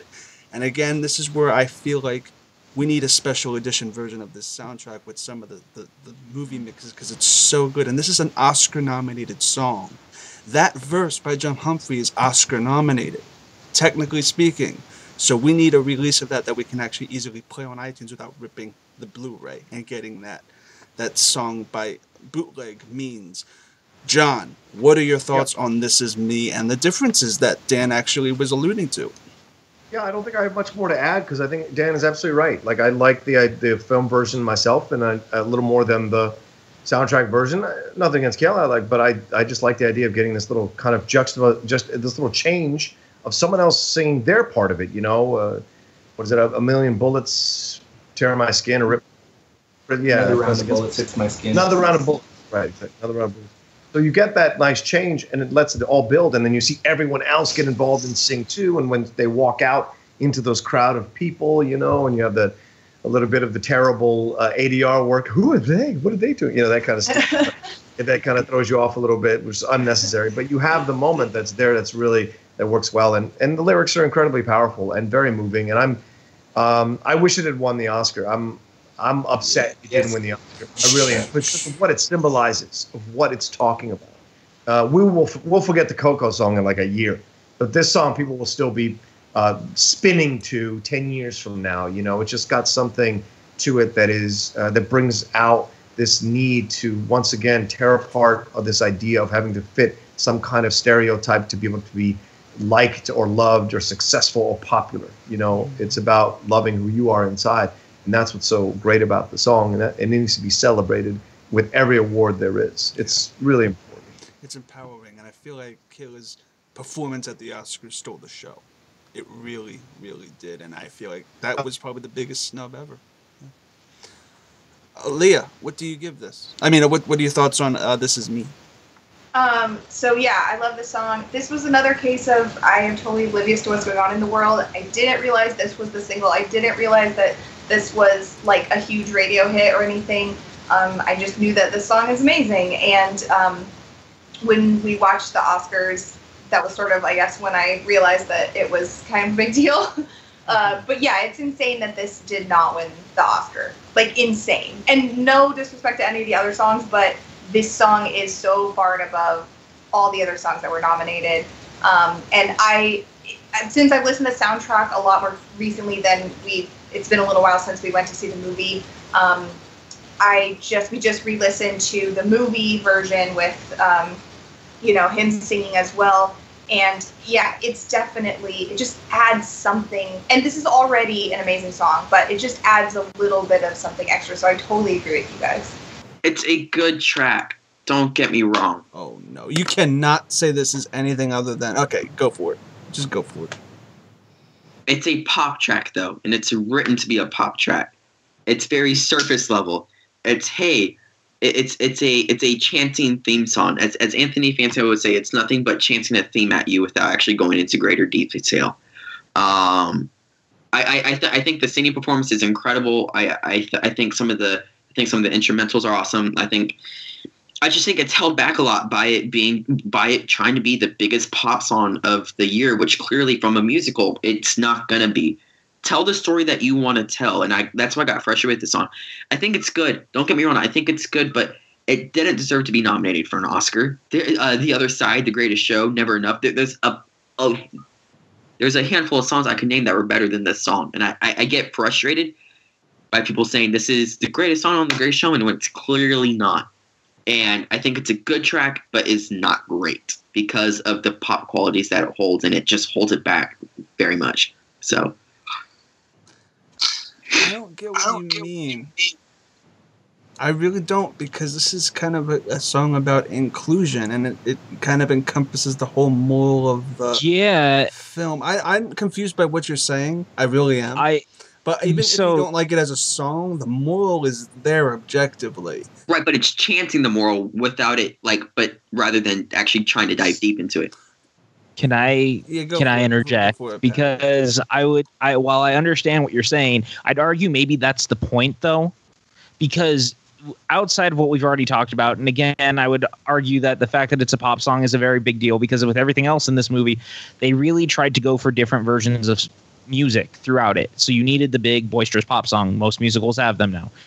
So that being said, I also think that after coming off Come Alive, and after you have The Other Side, as we play into this, these characters have been abandoned by Barnum. And I think that having a chant song where they're basically saying, this is who we are and you need to accept us. And after he's turned his back on them and he's tried to shut them out, and with coming off Never Enough, this is the appropriate song to go with. This is the appropriate type of song to really push forward this idea that they are finally coming into their own and they need to accept who they are.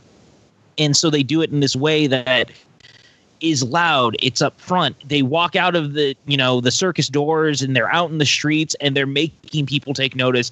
Instead of feeling like the freaks, they're going, we may be freaks, but we are comfortable with who we are. We want to be seen. We want to be known as what we are. And I think that that's why the song works. And I think that's why people love it so much. I mean, there's people who listen to this song who cry listening to it because they never had a song that really has this powerful anthem that speaks to them in a way that this song does. And I think that we're severely undercutting it by saying that it's just a pop song, because I think it is more than that. It may be surface levelly, but maybe that surface level is exactly in that moment what those characters need to be, because that's how the world sees them, is surface level. So maybe the only way to talk to the world is on that surface. I see what you're saying. I just wish I wish I could have dove deeper into their emotions and specifically why they were thinking rather than having. It also, it's also this too, is that Evan, you're probably more familiar with the soundtrack version, but then when you watch it in the film, Sam Humphrey has a verse that is only sung by Keala Settle on the soundtrack. That makes it that even though it's just one little line, it actually brings it more into an inclusive sense with having him sing it and not her. So in the film itself, it gives you more of an uplifting feeling. So maybe you're just looking at it like how it is on the radio. But I mean, I can kind of see where you're coming from, but a lot of people have connected to that fucking song. So I don't think it's Yeah, I don't think I agree with what you were saying, but it's what it is. Pat, were you going to say something? I lost my train of thought because that was really well stated, but I really do agree that I think with this song that the surface level maybe isn't the worst idea in a world where they've all been abandoned because people only look at the surface level of them. I see what you're saying. I disagree. I just wish I had more out of it, because you can make good pop songs while diving deep into an issue. I'm not going to disagree with it. Yeah. Subjectivity with music. I mean, I don't like the other side. But that's you just being wrong. Okay. I do really like this song, but when I watched this movie for the first time, I felt that this was the Oscar bait song. Like, I knew exactly this. I was like, I love Never Enough. I think that one's the stronger song out of the set. But I knew that This Is Me would be the one that would be nominated because of its message and because of the fact that they were campaigning it already. Yeah. And it is something that I do hear on the radio. I love it. I love to dance to this song. Don't get me wrong. But it isn't my favorite. I agree with Brianne. I think this was the obvious Oscar bait song that you knew that they were going to try to push for that, which isn't necessarily a bad thing. But it definitely has that vibe to it. I do really enjoy the message behind the song. I really think that it's sung very, very well. And seeing it in the theater I was one of those people where I was like, yep, this is the song that's gonna make me feel like I can do anything. This is the song that's gonna make me feel like I can conquer the entire world, and it's gonna be fantastic. Indeed. And it's so empowering, and it's so good. It just makes you feel so good. So good, so good, so good. Brianne. How good does it make you feel, God, Chris? How good does it make you feel? It just makes you feel so good. Brianne, what do you give this sucker? I give this a download it. Download this. Cool. Download it. Awesome. Once, twice, 3 times a lady. Download it. Taylor, what do you give it? I gave it a rockin'. Same. I give it a rockin'. The strongest rockin' I'm going to give tonight. This was amazing. This song. Holy fuck! So he can exit the chat now. Yeah, this song in particular is Bay. I give it a rockin'. Evan, is this song Bay? I'll download it. Yeah. Nothing more? I'm downloading it. Okay, cool. That's going to be great to intercut. Pat, what do you give this? I mean, it's clearly a rockin' soundtrack. This song comes on, you're getting people excited. They're clapping, they're happy, they're sad. This song speaks to people on a level that maybe we don't always understand, and that's what makes it so special. Again, arguing the fact that between surface level or not, this song hits all the right notes within the movie at this moment in time. Every character kind of gets a moment to shine as these characters who have really been pushed to the side really come out on stage to really bask in the light and the glory of finally being seen for who they are. So for me, it's rocking. It just deserves and earns every moment of that. Then we get into Rewrite the Stars. Brianne, this is another Zac Efron song. What are your thoughts on this one and its context in the film? My thoughts on this one and its context in the film, first of all, I love Zendaya. After this movie, my love for Zendaya went from who's Zendaya to Zendaya needs to be in everything. Everything. I'm already rewriting Xanadu with her as the lead. So look for that. That's going to be coming out in 2022 is what I've decided. Anyways, I'm not really doing that, but someone should. I love them as a duo, and I really appreciated how they used the space for this. I thought was very impressive. And I love watching the bloopers that they have of them like hitting each other when they're like going back and then coming forward and just crashing. And there goes my hat. And, I also want to know where that rope came from. There's a rope that just appears, and I'm like, where did it come from? I watched it over and over again, still don't know. So I'm hoping someone will let me know where it comes from. This number also has a part where it's really hard to explain to your children why they can't be together. And that's what I'm learning right now. And it's a great lesson on like civil rights and things like that and all that jazz. But it's hard to let them know like why they can't be together and why they can't go outside and why his parents don't like her and stuff like that. It's a conversation that I've been having with my 6-year-old, 7-year-old. I don't know how old my kids are anymore. Yeah, that whole sequence. That whole sequence on the staircase with his parents and him and her just running off. That was heartbreaking because that's a mindset of the time. That really is, because this is the 1800s, right? And it's just kind of, you have to explain that to like, this is how it was back then, and I feel like this song kind of encapsulates that. Taylor, what do you give this? I mean, what are your thoughts on this number right here? I really like the way that this song was done. Like Brianne said, I think that the bass was really great, and it really was kind of that moment where you get to stop and think about what they are dealing with and why they can't be together and why it's so hard. And it really does give you that moment to be like, to maybe have to explain things to your kids or whatever it might be. Mm-hmm. And I do like them as a duo. And I thought that it was a really well done way to address the problem that they're having and how they want to deal with it. It's an interesting love song in that it's not your typical, they're both like, yay, this is great and everything's great. It's basically Zac Efron is trying to convince her that they can make it work and that it'll be okay and that their love can, carry them through the differences in who they are, who their families are.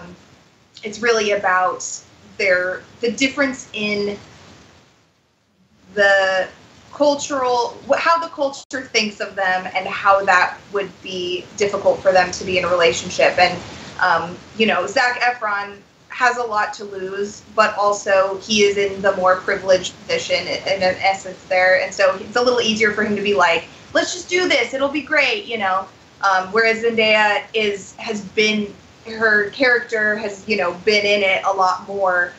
You can tell she's just a lot more cynical, a lot more wary about the situation. And she's saying, I don't think that we can make this happen. I don't think this is going to work.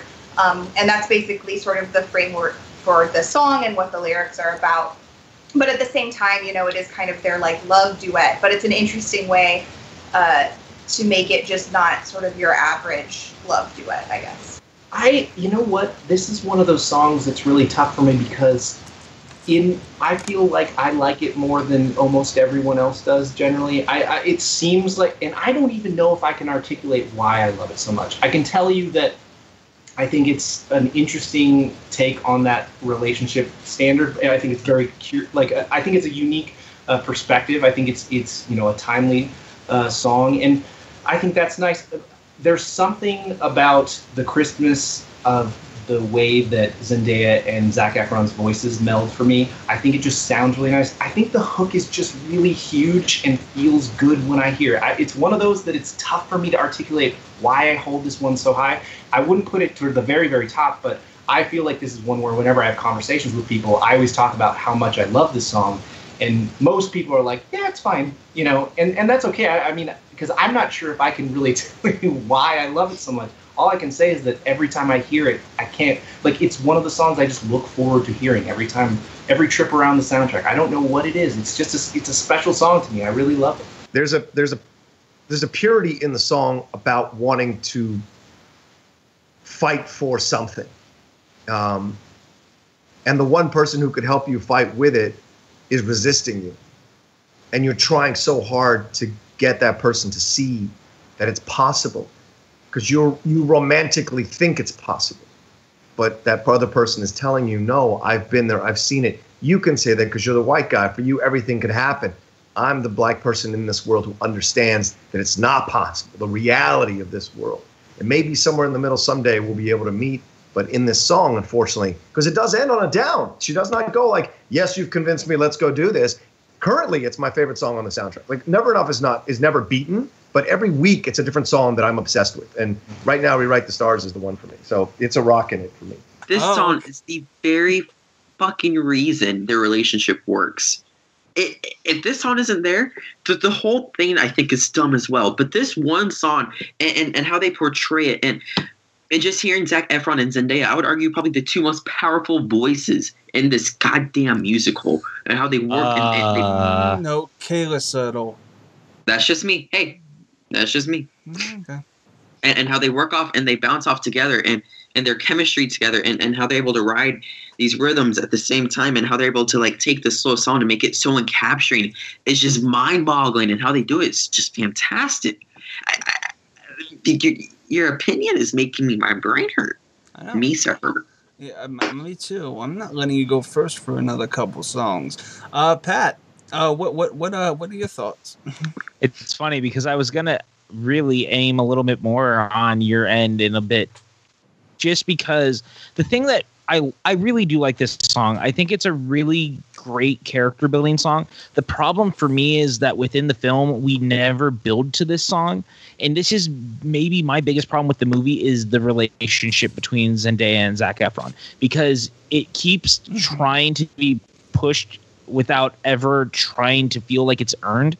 And I get really irritated with that it's always just like these little one-off remarks or interactions. We never really get to see them. And it really needed another scene or two of just them together to get to this moment. And that's why I get so irritated. I really like this song, but it never feels earned. So the song itself, I really enjoy, but from the character standpoint for me, it never feels like it's a fully earned song as much as I enjoy listening to it. I love having it on. I love listening to it, but in the movie itself, I just wish that it felt like these characters had gotten to this moment more organically. And especially when you consider they try to push the race issue within it, which at that time would be a great angle for their relationship that is never explored, especially in this idea so much that beef with that because I do wish this movie was a lot darker. If this movie was much darker, I think this movie could be a much better film. Sorry. No, and that's what I'm saying. That's where I agree with you, because I think that my biggest problem in this moment in the film, this is where it should have been explored for more than just that. I mean, we should have had more. There should have been a conversation leading into this about where he's dealing with the fact that his parents are racist and they see her as the help, and he never confronts that. And it makes me really angry because there's so much that you can mine with these characters that is done within this song that just never feels fully earned as good as the song is. And that for me kind of breaks my heart. It's definitely a rockin' for me. I really love this song. I think it's an amazing song. And I'll defend it to the death. I'll do my best. I love it. So I'm actually one of the people that disagrees with Dan a little bit on this. I do think this is a good song. I mean, like, all the songs on the soundtrack are great. And listen,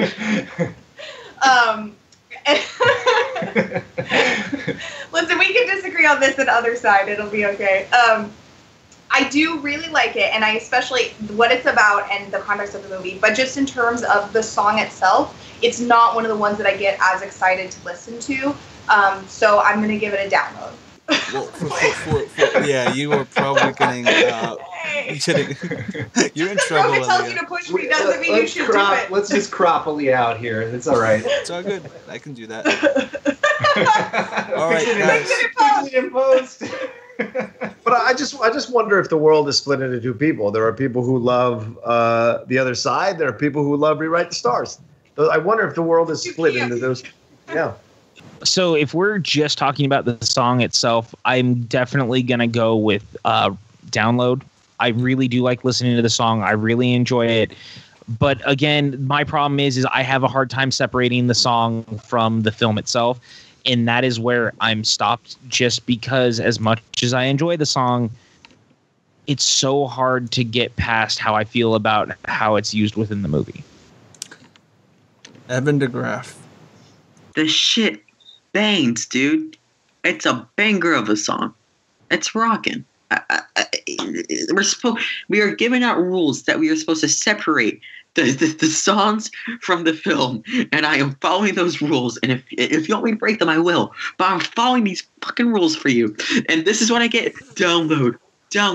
Bitch, this is a rockin' track. We were literally doing, hello, Alex. Hello, Alex. Yeah, bye, Alex. You know, I gave it a rockin'. I feel like it kind of says what it needs to say, and Zac Efron sounds amazing. He doesn't get enough credit for his singing ability, even from High School Musical. He does sound great in this film.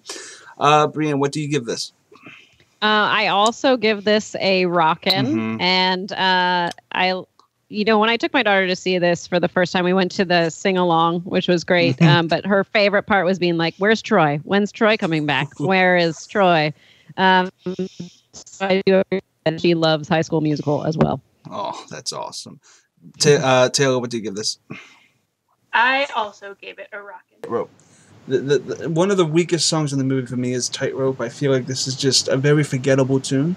It just establishes the whole everything is going to crap thing that you see in a lot of Hollywood movies. This is where a lot of things break up. With his wife and everything, and things fall apart for Bonham. Tightrope in particular is pretty, but it's nothing to go home about. Pat, thoughts on Tightrope? I really don't know if I agree, because I think that this is where Michelle Williams really gets to shine again as a singer. And I think Tightrope is a song that is necessary to the film because we don't spend a lot of time with her in the movie. And that makes it hard because we know this beautiful relationship that they've built over time, because it's the one relationship we do actually get to have time with within the film. And I think that this song encapsulates a lot of why it worked so well. But and it didn't earn it. That's one. You're allowed one. And I would disagree that it doesn't earn it, because at least we spend time with them in the movie. Barely. Barely? Again, going all the way back to the beginning, even as kids, we see them together. I mean, I get their relationship more than I get Zendaya's with Zac Efron. I'm sorry, Evan. I'm sorry. But this song really is beautiful. It's really heartbreaking, yet kind of heartwarming. It's a really weird tightrope of all things that it walks, and it's not going to be the most memorable song, but it doesn't have to be, because it needs to be the song that gets the point home. But I mean, again, Michelle Williams crushes it, so what's not to like? Evan, how is this song supposed to get the point across if you're practically taking a nap at this point of the film? This is like your 4-minute, 5-minute nap. It's a boring song. It has nothing to it. It's like the rice-a-roni. Man, I feel like you're just saying stuff to spite me right now.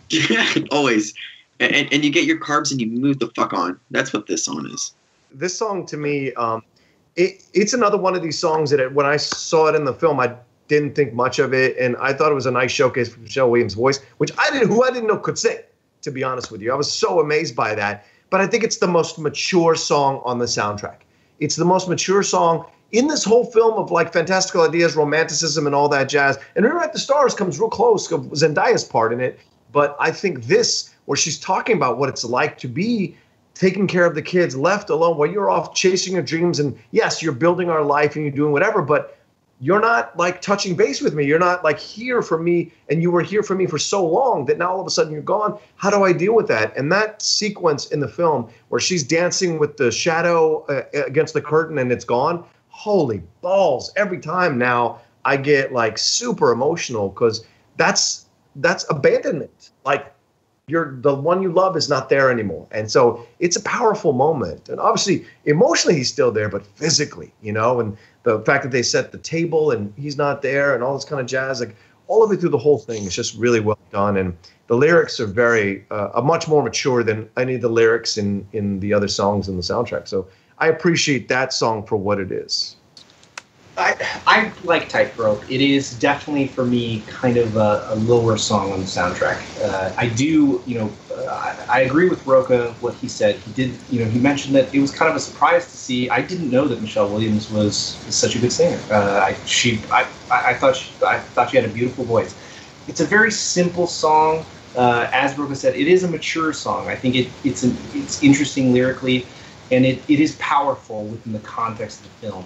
As a song that I keep wanting to come back to, not as often, but it has grown on me quite a bit. I think it's a good song. It absolutely is a good song. It's just not one that I, find myself frequently looking forward to each time I go through this soundtrack.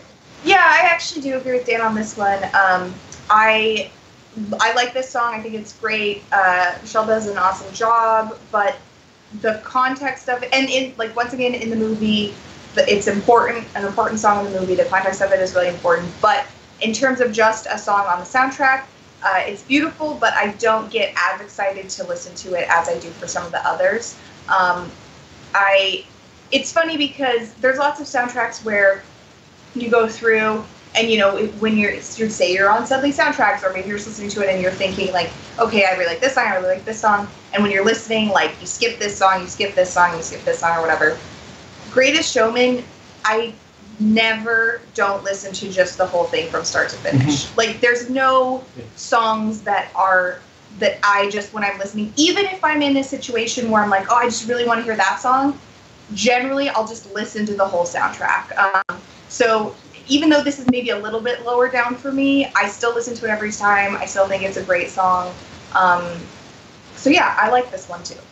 Yeah, it really is that song where you start to really feel the conflict of the movie in terms of that main relationship between the two of them. And it's kind of, it's really heartbreaking because you see, everything that she has sacrificed for the relationship and what she's dealing with. And then you get to this point where she just feels like she doesn't really know what to do. And she feels like she's losing him and is at this point where she has to make a decision and figure out how she's going to deal with it. And I really thought it was really well done as a song. I really connected with this one a lot. Yeah, this one is an emotional one. Brianne, what do you think of this basically breakup song? She's not dealing with this. You know what's funny? You guys say it's a breakup song, and I say it's a relationship song. And how relationships just ebb and flow, especially marriages. Being the one that is married, maybe the only one married on this show that you're going to be having. I'm not sure, but a lot of it does speak to, like I said, marriage, but I can definitely relate. I feel like there's you're trying to figure out and go through changes into your relationship where someone who was around maybe isn't around as much anymore, and what is going to make them happy. And we're kind of in this transition in our marriage. And I find that she's just trying to figure out what the balance is. And is the balance that they're moving apart, or is the balance that they need to work harder on their relationship? So I find it a little bit different than necessarily a breakup song. And I find that it has a lot of emotional depth to it. And I was happy that they had Michelle Williams have a song, because I felt like they didn't give her enough to do. And I was glad that she had this. If they do end up doing a stage version of this, I really hope that character will have a lot more to do. Yeah, and I feel like having a stage version of this might actually embellish some of the story that you didn't really get. Like at the beginning, I'm just going off a tangent, but at the beginning you didn't get a lot of his backstory. It was kind of a little bit of his little kid life, and then you get the song and it's a transition piece into him.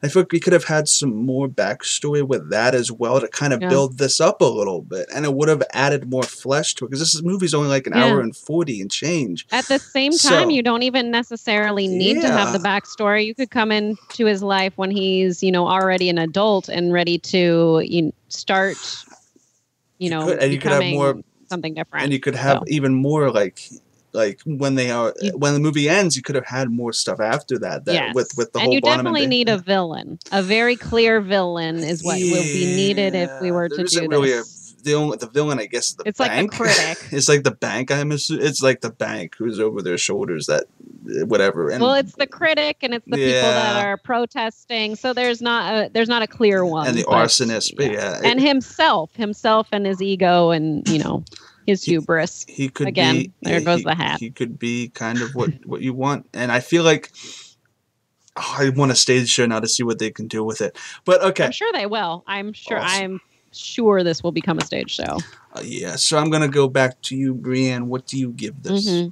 I give this a download it, Okay. and like anytime it comes up, I like to listen to it, but it's not one that I find is rockin', if you will. I actually give it a download it too. It's great. It's awesome. I just feel like there are more things I come back to. So there's nothing wrong with this song by any stretch of the imagination. Taylor, what do you give this? I also gave it a download because I do love it, but it's not constantly on repeat for me. So I'm gonna have to give it a rockin', to be honest with you, and I'm really surprised that I am. Like I would lean towards download it, but I actually think it's a rockin' song. Pat Campbell, go fuck yourself. It's all cool. I don't know when. Wow, I that was so personal, and I can't believe. I hope that's left in where you tell it. I hope you leave in where he tells me to go fuck myself, because that's a beautiful moment. It's a beautiful moment. Two friends getting together. You're skipping the fucking track. That's what you're doing. Wow, oh, damn. Wow. Okay. No chill. Pat? It's a one-time listen. I'm not going to go above and beyond and say it's even a download, but I think within the confines of the film itself, it's worth at least the one-time listen. I think that you need to at least get one song with Michelle Williams where she's not singing with just Hugh Jackman. So it's kind of nice. And like I said, just a beautiful little song. I gave this one a download. Same. Definitely a download for me. Then we get into another reprise in this film, Never Enough, which the first one was very, as we said, Adele-like. It was show-stopping and it had a huge ovation. This one has a new context in that she's feeling like Barnum himself is never satisfied. She's never going to be satisfied. And you get one relationship song, as Brianne took it, to another relationship song from another POV. I'm going to go back to Brianne because she probably has a lot of strong opinions on this reprise as well. What are your thoughts on this? This reprise, I feel like it was needed in the movie because it bridged that connection of, this man doesn't want me because he's being faithful to his wife, and I feel like maybe that's why I was here or whatever. I don't really know. But anyways, I just feel like in listening to it on a soundtrack, it's not my favorite. Maybe because I was like, you suck, Jenny Lind. But like at the same time, that's not how the actual story goes. But a lot of this is not how the actual story goes. So we just have to go with what we are given. It's the Pocahontas version of Barnum's story. Right, sure. And I feel like you just gotta take it or leave it. Whitney said it in his review himself that if this whole movie started off with what we're about to tell you is completely and utterly false, this whole movie could have been a good farce. It feels like a good farce of his story. But the fact they don't have that at the beginning, I feel like I agree with Whitney that they could have had more fun with this instead of making it seem like a straight-up biography and adaptation. I don't even know if they necessarily are trying to make it seem like a biography because I don't believe it is listed under biography in IMDb. I'm not sure. But I'd have to check that again. But I feel like if they had said if it had stated something, this is the version Barnum wishes his life was, then that would be fine. I totally agree with that. But yeah, as a song itself, it doesn't necessarily give you any sort of reason to come back to it. Taylor, what are your thoughts on this reprise? Yeah, I agree with that. I think that, going in the same vein as the other reprises that we've talked about so far, it's not really something that you need to hear outside of the movie context. There's not really a reason to come back to it, in my opinion. I think it serves the movie, and I think it's fine in the scene that it's in, but it's definitely not a song that I usually listen to again. Oh, Never Enough, the reprise is really sweet.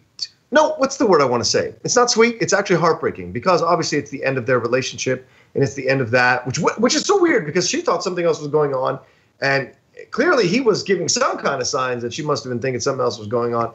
And then like she realizes, oh, you were just using me, and then drops his ass. It's a painful song to listen to, this particular, because you can hear her crying through it, which is really incredible. Like you don't get a lot of songs where people cry through the songs, and that is just really well done, and it breaks your heart because here she was talking about how never enough to love, and then now here it's like, I remember when I used to sing this for you, and now it's all gone. It's painful. So I definitely give it a rockin'. I love it, the reprise as well. I think this is obviously, like all the songs are, pretty much a really important plot point song. It's really necessary for the plot of the movie. It's super poignant. Clearly, like Rocha said, she, cries while she's singing, which I think, I'm not a singer, but that seems pretty hard to do. And she does it amazingly. So yeah, I think it's a really good song in that context. But once again, it's just reprise, so you just get like this little piece of it, which often, especially when you're comparing it to, the main one, sometimes it's just a little lower down by default because it's shorter. It's just a quick hit of that, which is really important to the movie. But as a song itself, it's still great. They're all great. What am I even doing here? I think it's a really beautiful performance. I think it, in the context of the film, as it often is with reprises, it is 100% about the context of the performance in the song, in the film. And I think this is a very fascinating moment because it's such a stark contrast with the first time that we saw Never Enough get performed. We see her breaking, and it is the way it's reflected with, even like the way, you get this raucous, powerful applause at the end of the first Never Enough. And then in this one, people are still impressed and they applaud, but they're like, this is more awkward. Yeah, it's more timid, it's restrained. It feels heartbreaking, and it's done exceptionally well what it is. And I think it's a perfect moment in the film. It is not as perfect in the context of the soundtrack because you have already gotten everything you need from that first performance of Never Enough. You don't need this when you're listening through the soundtrack. That being said, it's a very fascinating moment in the film. So that's one of these tough ones to evaluate because it also is a incredible acting performance, especially from the standpoint of knowing this is lip sync. I mean, it's even more difficult that it's dubbed and that you have to perform breaking on top of the fact. It's an amazing performance from both parties involved. Nah. Yeah. Nah. Nah. Yeah. Yeah. All right. Pat? It certainly exists.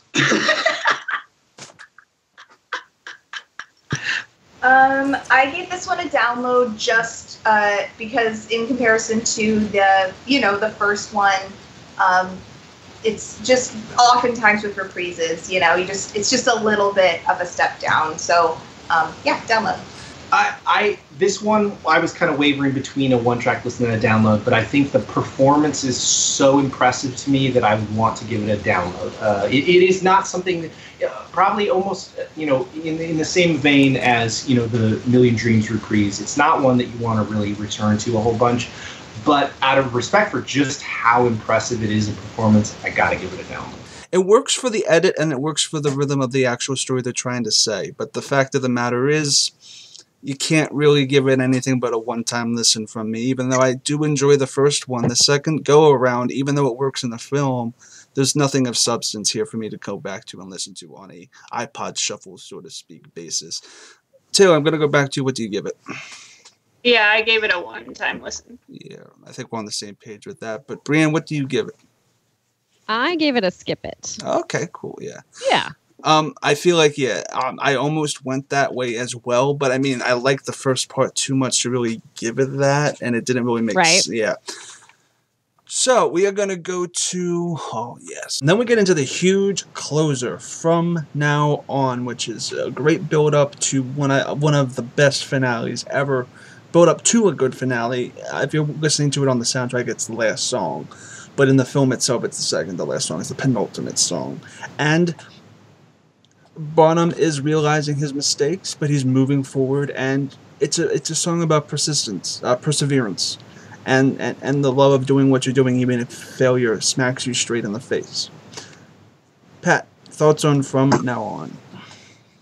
I mean, I think that you really covered it really well. This is so important because it is the penultimate song of the film, but not just that. I mean, it's the character learning moment for the Barnum that we saw at the beginning of the movie, the one that we see in that opening number. This is where it all comes around. He's screwed up. He's turned his back on his family. He turned his back on really his friends, these people that he put into this situation to begin with, these people that trusted him and loved him that he really hurt. And this song really makes it feel like he's learned those lessons of what it means to be selfless over selfish. And I really love the way that it just kind of closes out the movie itself in this character's journey, because once we get to the next song, he's moved on from this. So this is the moment that we see him finally learning from all his mistakes, that the thing that he needs now more than anything is his dreams, to follow his family, to follow these people that he's put his trust in for so long that he turned his back on wrongly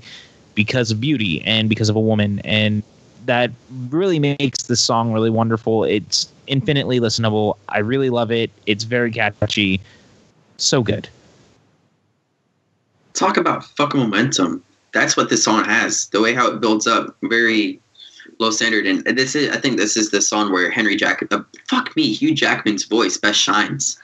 The range that he hits from low notes to his high scale. And I like the fact that this song is acoustic based. It sounds amazing on the guitars, and it's, you could argue it's one of the best story told songs there too. And the way how it and the way how it kind of completes the arc of P.T. Barnum. It's a great song. I wish I could say more, but Pat kind of wrapped it up for me. It's one of my favorites, actually. I think you could argue one of the most complex tracks that they have on the soundtrack, and I really appreciate that. Just overall, it's a really great song. I don't have much more to say about it than that because Pat covered it. Damn you, Pat. Sorry. This is probably my second favorite song on the soundtrack. Honestly, man, you realize that you can possibly make changes, and maybe you haven't lost the people you love, or you found the way to get them back or whatever. And I don't mean relationship wise. I mean anything, friendships, anything, family. And he talks, he talks about how I was this, and I thought, being in front of kings and queens and doing all these things, I thought that was important. I thought stature and money and fame, I thought that was the most important thing. But no, at the end of the day, the most important thing was my family, my love, the small things, the things that are really there for me when I come home. Because no matter what I make out in the world, when I come back home, if I don't have love, what the hell have I done? And so that's the thing that I really love about that song, and the way it progresses and the way it starts off, and even in the movie when they all start off because they have every right to reject this dumbass, but they still come into that bar ready to forgive him and talk to him because they know that they've been hurt by other people who are way worse than him. And he gave them an opportunity to feel good about themselves. So yes, he made a mistake, but he can also be forgiven because of all the good things he did to put them in a position to be successful or famous. And so, yes, he messed up in the end, but he can be forgiven. The balance is there. And I love that because that's what happens sometimes in life is you forgive people because you look at the whole picture, not just this one sliver of time. And so then when he gets into it, and then we're singing it all and everybody dancing, and I would push back a little bit on Brianne with this. I think this is my favorite choreographed piece in the whole film. Just the way they're dancing around the bar, moving around, and the albino girl doing all the stuff that she's doing, and the big dude just banging on the top of the roof of the bar. Everything about it is just incredible. And then we see him running, which is so awesome. Just going afterward. It's so just romantic in the way that he's running, jumps on the train, goes in there, and then finds her, confronts the dad, goes out onto the beach, and has that moment where he asks for forgiveness, which is really great. So this song is just everything to me. Just this short of Never Enough, and I give it a rockin' absolutely. From Now On is 100% my favorite song on this album. It's one I've wrestled with initially, but something happened to me when I left. So literally 5 minutes ago. No, it wasn't 5 minutes ago. Before we started recording. So basically, when I left the film the first time, I really enjoyed From Now On. I thought it was great. I really liked it, but it wasn't, Million Dreams, as I said before, was the one I was humming to myself. This Is Me is the one that I was like, wow, that one's the one that's going to be, when we walked out, that was the one I thought was, the best song probably. And then shortly after that, I watched a YouTube video, which you've probably seen, Chris. But there's a video that's a little bit of behind the scenes, and it's the rehearsal of this song. And if you don't know already, Hugh Jackman had a cancerous growth in his nose that had to be removed during the rehearsals, and he could not sing. So he wasn't supposed to. He was not supposed to sing. So he had it removed. He had a bunch of stitches in his nose. But he still had this really important rehearsal that they had to do in front of a bunch of people. And it was critical because there was a lot of people from Fox there and stuff like that. So he went, and he was essentially supposed to stand there and kind of be like, getting everyone motivated and just kind of standing by. And he did it for the whole And like soundtrack. sort of acting how he would like act if he They was went through every song. They did the whole thing. And then he got to From Now On. And you watch this video, and it is one of the most magical videos I've ever watched. And you can see he can't do it anymore. He can't stand there. And this song is the one where he was like, no, I can't sit here and not sing because I need to sing the song. And he starts, it starts off with his standby vocalist is performing it for him, and he starts it. And then it starts going into him, and he's like, you know what, I'm going to start singing with him. And then he just takes over. And he gives one of the most magnificently earnest, sincere performances I've ever seen. And he just cares so much. This is a guy who wanted to make this movie for so long. And he cannot stand by while this song is performed without him. He has to do it. And then everyone's joining in. They're all singing Kyala Satel. Like, everyone's up there. They're standing on tables. Everyone loves performing this so much, and Hugh lending his vocals to it, when he had to stand by. And he doesn't care that his stitches are probably going to get busted up and he's going to have to go back to the hospital because he cares that much. And that's the thing that I love about this movie. That's the thing I love about the soundtrack. It is made by people who care so much. It may not be the strongest storyline. It may not be the best soundtrack of all time. But damn it, it was probably my favorite movie of last year because it was made by people who love this and who want to do it. And every time I see it, it feels magical. I love this soundtrack. And this song is a perfect encapsulation of exactly how good this soundtrack is and how much the people who made this soundtrack care about this story and how much they care about this music. I think this song is amazing to me. Thanks, Dan. That's really great for me. Yeah, what Dan said. I think he's right about that YouTube video. If you guys haven't seen that, like anyone listening or watching this, go watch that right now. It's just your heart swells, like it's amazing. It's such a good video. And totally that video, which we watched again right before we did this, and Dan's impassioned speech have made me feel like maybe I'm, this should be my favorite song. I don't know, but it is an amazing song. I really love it. Yeah, I don't really think there's a lot more to say about it, but it's great.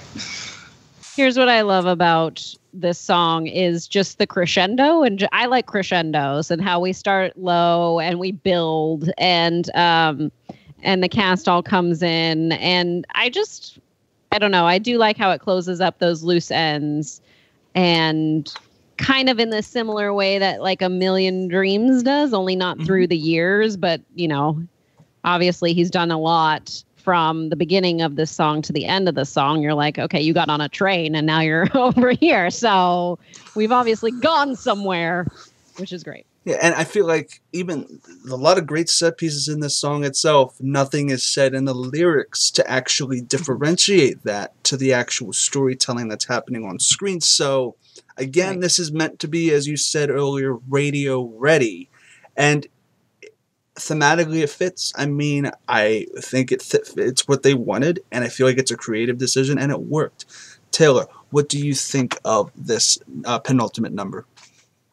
Yeah, I agree. I think that it fits really well for what they were going for. Mm-hmm. And I like the the structure of the way that they did it, and I think that it was a smart choice and a good way to close out, kind of that story and give us that conclusion of him coming back around and kind of getting back to the guy that we want to see him as, and not the guy whose ego and fame and all this stuff. Well, yeah, and I feel like going back into the whole thing, it might actually, since this goes into the reprise, which we're going to get to, history might repeat itself. I feel like it's kind of him just being able to restart, more to speak, than anything else. And I feel like this whole show itself needed this and I feel like as a soundtrack, just on a soundtrack alone basis, this gets a rockin'. This is a great way to end the soundtrack.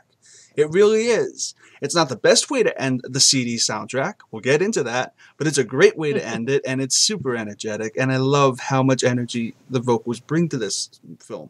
It's the problem I have with something like La La Land, where the vocals don't necessarily impact the energy that's seen on screen and the music itself. This complements each other well. Brianne, what do you give this? I also agree, and I give it a rockin'. Mm-hmm. From now on is rockin'. From now on. What do you give from now on, Taylor? I gave it a download. Oh, cool. Awesome. This is a burn the master tape, obviously. No. This is too rockin' for Dan. No, this is it breaks the chart of rock. It is, as Rocha said before, it's a triple rockin', basically. Rocha created the triple rockin'. So I'm sticking with that. Yes, it is. I love the song. I think it's an absolutely beautiful. It's a rockin', easy rockin'. Oh yeah, I mean, there's no question. This is easily a rockin' soundtrack. It just, everything about it pops the right way, and it's just really emotional and a really great way to end the film. I feel like now we're gonna get into something that isn't technically on the soundtrack, so to speak. This is the reprise of The Greatest Show, which for whatever reason they decided to mix the two into one track on the actual soundtrack. For radio purposes, I'm sure. Exactly. I'm sure. But yes. If they had like this reprise, there's something different about this. It starts differently than is on the soundtrack, and it ends differently than it's on the soundtrack. Brianne, what are the differences between this reprise than the one on the soundtrack, and what did they add that you wish that was on the soundtrack and your thoughts? Okay. Yeah, go All for right. it. So here's what bothers me. Okay, well, it does come in kind of like in the middle. We know that we're going back to the first song, and Hugh Jackman as Barnum is leading it.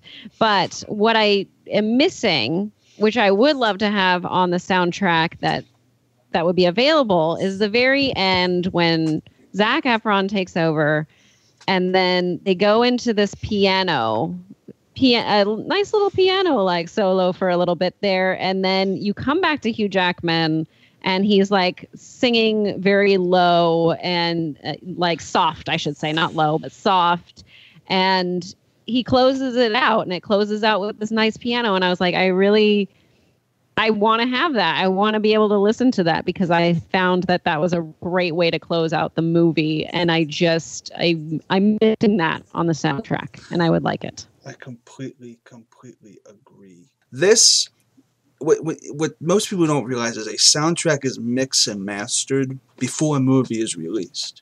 So what I'm thinking is that this whole piano ending, this whole actual ending in general, might have been an afterthought or a reshoot or something in the mix. As they were like, you know, we need to end this better, not on necessarily a big show note, but an intimate moment between the two of them watching something in pretty much an empty theater with a tiny piano bit. I feel like it probably worked for them in the film. This soundtrack is so popular, I'm surprised there's not like a special edition with that as a bonus track. I really am. Yeah. Like, that seems like such a no-brainer to put the theatrical version of the reprise in as a bonus track, because it is so good, and I do wish that it was included. Taylor, what are your thoughts on this reprise that's not on the actual soundtrack? No, I agree with you. I don't really understand with, given how popular it is, that there isn't like a bonus cut of a song that they would put on there, because it is missing, us getting to have that. And I don't know, it is a little weird to me that's not something that we have access to as a part of the soundtrack. But it does bother me a little bit that's not something that's on there. And it makes it a little bit difficult for me, like we said, to split them up, because I, sort of have been thinking about it just as the one song more than, because I've listened to the soundtrack more times than I've seen the actual movie.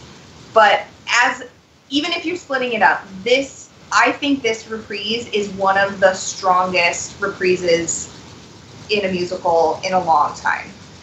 Generally, my feeling about reprises is that, it's good because it's usually basically the same as whatever song it's reprising, but it's shorter, it's maybe a little bit different musically speaking, but for the most part, I almost never like reprises as much as the original song.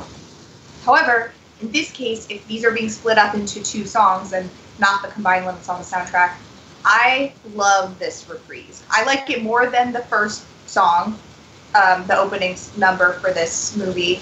I think it really, really bookends it well. Like I mentioned earlier, they do that a lot with musicals, where they'll do a reprise of the first song at the end, which is fine. But in this case, it works really well because this is such a strong version of the first song.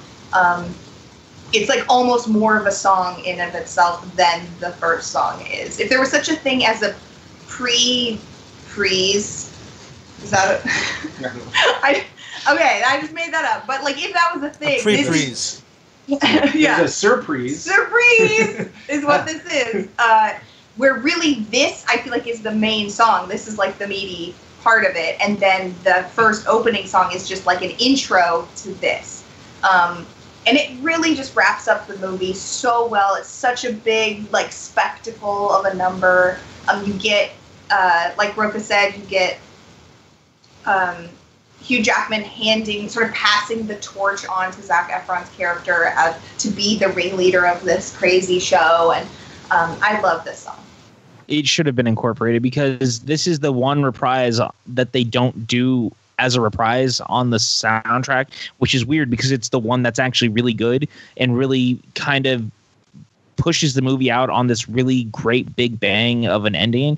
Because really, after everything you've seen, Barnum finally built this circus. He finally gets his own house in order, and he realizes that after everything, the thing that's most important to him is not just being the greatest showman, it's his family. And that makes this moment so sweet when he turns and he gives the hat to Zac Efron, and he's like, it's your show now. This is for you. And he goes out there, and it's so important because that character goes through so much too.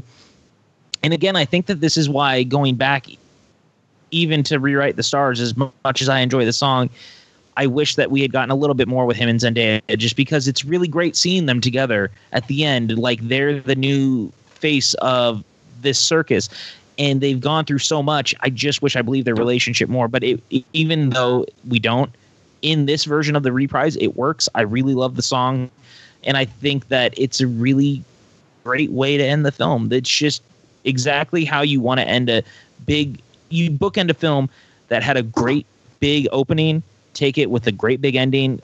It works. Evan? I think this is the only spot where The Greatest Show should have been played. I don't disagree. I think A Million Dreams could have opened it brilliantly, and I think if you end with this is your banner track out at the end. I think it's done perfectly. I think the way how it's how this is the pass of the baton, and how you see Zac Efron take it with joy, and it's such a good song. This is the greatest show. It really is a finale song. It's not an opener song to me, which I hinted at earlier. And like, I guess a common theme is placement with this musical. You could argue the placement of certain songs in certain places could have been better, which I would agree with that. But at the end of the day, this song just absolutely bangs. It's a great closer. It's a passing of the baton. It has literally every single instrument come in and have this contemporary music is in your face, but you enjoy it for exactly what it's trying to do. Yeah, The Greatest Show reprise is nice because now it's Zach taking over. right? It's Zach's kind of sliding in, and he's now going to be the person in charge of the show and everything that's happening there. So it's a nice button to the whole soundtrack, and it's great. And I enjoy it, and I think it's really well sung. And I like the change, you know what I'm saying? And in the film, even more so when, Jackman hands off the cane and goes, it's your thing now, go knock 'em dead, which is great. So I love that. But I don't think it's a song that's rocking. So I give the song a download it, absolutely. I don't need it, but it's nice, but I don't need it.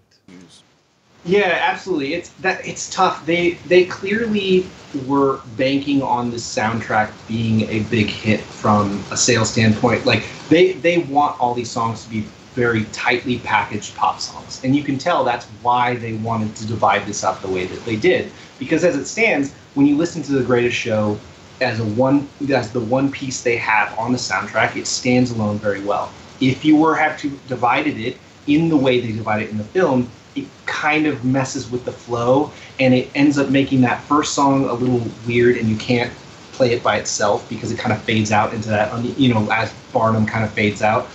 And then the last part doesn't quite have the hit of that initial intro, the whoa, the woes, the big woes, So it just doesn't quite get there on either side.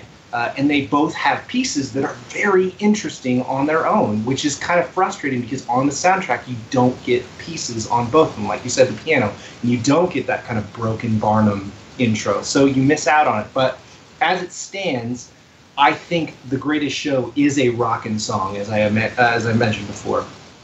Since I gave that first part just a download, in this case, since one of them has to get rockin' because as a whole, it is a rockin' song, this would be the side that I give rockin' because it's got that hit with Zac Efron. It's so great when Efron takes over at the end. I think that's incredible. I think Efron, like I mentioned when we were talking about Rewrite the Song Stars, I think he's just got a genuine kind of click vocally. There's a perfect click between him and Zendaya. I think it sounds really good when they harmonize, and so you get a little bit more of that toward the end of this. So I think it's great. I really enjoy this, and it takes it out on the perfect high note. Okay, I'm gonna go back to you, Taylor. What do you give this? Like, you want this to be on. What do you give this compared to the first track as a reprise? The reprise, I would still give it rockin'. Yeah, I think this is a testament to why they should pretty much put this on. Brianne, what do you give this? I also give this a rockin', and I understand like the first song why it doesn't match what is in the movie because it doesn't really have an ending when you see it in the movie. It doesn't close up. So I understand why they decided to make it a full number, but it would be nice if they included this as well. Yeah, you get this with, for example, on the Hairspray soundtrack. You Can't Stop the Beat is like separated into like 5 different sections, and they make it radio ready into this one big thing, which is great, but you lose a lot of the instrumentation. It's just the sacrifices you make with a soundtrack. I myself will give it a rockin', though it would have been awkward to say download it because you can't download it. You can't. So that ranking, if we would have given that something else, would have been rip it off the damn. I mean, Blu-ray. yeah, you'd have to do that, right? You have to rip it. Someone, I'm sure, has put it up on the internet somewhere. Yeah, bootleg it. That would be that. That's bootleg right. it. Oh, easily rockin'. I do much agree with Evan that I kind of wish it wasn't so much a bookend as much as I like it within the movie itself that it was just one song. But I understand why they did it. It works how they did it, and I love this version of the reprise, so it's rockin'. Shit rocks. That's it. It just shit rocks. It's a great fucking song. And Brianne, what do you rank this set of 12 numbers? I am going to rank this set of 12 numbers from least to greatest, starting with A Million Dreams reprise, followed by Never Enough reprise, then A Million Dreams, Tightrope, This Is Me, Never Enough, Come Alive, The Other Side, From Now On, Rewrite the Stars, The Greatest Show, and then The Greatest Show reprise. All right, I would say The Greatest Show reprise is probably my least favorite. Then The Other Side. I think then probably the Never Enough reprise. Then we go to Tightrope. Then we go to This Is Me, A Million Dreams, Come Alive, The Greatest Show, From Now On, and Never Enough. I think that's my ranking. Have I missed anything? A Million Dreams reprise. I don't think. Oh, A Million Dreams reprise. I think that A Million Dreams reprise is probably right near near number 10. I would say it's number 10 on my list. Yeah.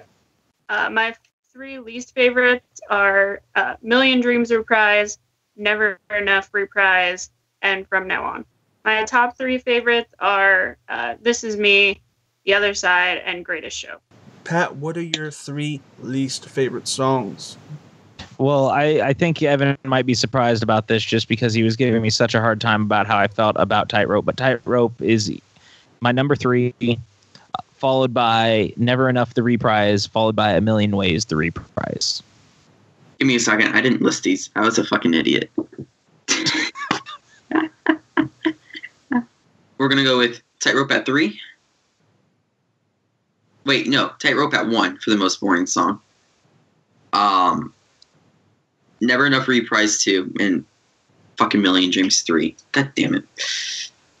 I mean, this was where it became a little hard. You're picking like favorite children, which you should never have to do. But Chris, you put me in this place, so here I am. Number 1 for me is Come Alive. I love this song. I love what it does. My number 2 is The Other Side. I know, Chris, you're probably jumping out of your skin right now, but The Other Side is just fantastic. And I'm going to round it up with The Greatest Show. But as we're talking about the soundtrack, I'm going to just include that with the reprise. The Greatest Show just is a great way to open and close the movie. I love it a lot. So that's where it is. Number 3, The Greatest Show reprise. Not that opening shit, the reprise. Where its place is important to me. Fuck all of you. Number 2, we have From Now On. The acoustic jam on that song is just so, it makes me tingle inside. Hugh Jackman's is arguably Hugh Jackman's best performance on the whole soundtrack. Number 1 is the absolute banger called The Other Side. It does everything that a musical song should do. Chris Clark, your opinion on that song as well as John Rocha's is invalid. That song is absolutely amazing. Now, yes, I'm calling you out, John Rocha. I love you to pieces, but dude, the song is killer, and I think you know it, and I just think you want to have that opinion to have it. Okay, so my bottom 3 songs are Million Dreams reprise is my least favorite. Then Never Enough reprise. You can see there's a pattern here. And then, let's see. I think my 3rd least favorite is actually Greatest Show on its own, the first one, because like I said, to me, that's almost sort of even though it's not the reprise, that's almost the like little segment that's like not the main song. And I just have a harder time ranking reprises as high as full songs. So those are my bottom 3. And then my top 3 are, my 3rd favorite is This Is Me. And then 2nd is The Greatest Show reprise, which really it's like on the album, it's The Greatest Show, the way they combine them, like I love that song. Since I'm having to break these out, like the reprise is the meat of that song mostly, I feel like, and I love it. So that's my 2nd favorite. And then my number 1 is Other Side. So bottom 3 for me are the same as Alia. So the thing is, the reprise is just kind of auto drop for me for the most part. It usually just ends up because they're too contextual. So for me, probably Million Dreams reprise is the bottom. Then we go Never Enough reprise, and then like Alia said, that first segment of Greatest Show, I imagine it in the same way. If I'm listening to the soundtrack, if you only let me listen to the first minute and a half of any of the other songs, it would probably drop them down as well. And that's kind of how I feel about this song. I think it's a great moment. All 3 of these are great moments in the film, but as songs we're rating out on the soundtrack, they by default are my bottom 3. Number 3 for me is A Million Dreams. I still love A Million Dreams. I think it's a beautiful song. It still sticks with me. I still sing it to myself all the time. I think you'd be remiss to not mention This Is Me. It is the most universal song in this album, so that's why it's my number 2. And again, it is definitely the film version of that song would be my number 2. The soundtrack version, still very high, but I would give it that little boost for definitely being in the top 3 in that case. And my number 1, if I haven't made that clear enough already, from now on is my favorite song on the soundtrack. My bottom 3 was at number 3, The Other Side. At number 2, Tightrope. And number 1, Never Enough, the reprise. My top 3 are, at number 3, Come Alive. At number 2, This Is Me. And at number 1, From Now On. Wait, so the other side, you're...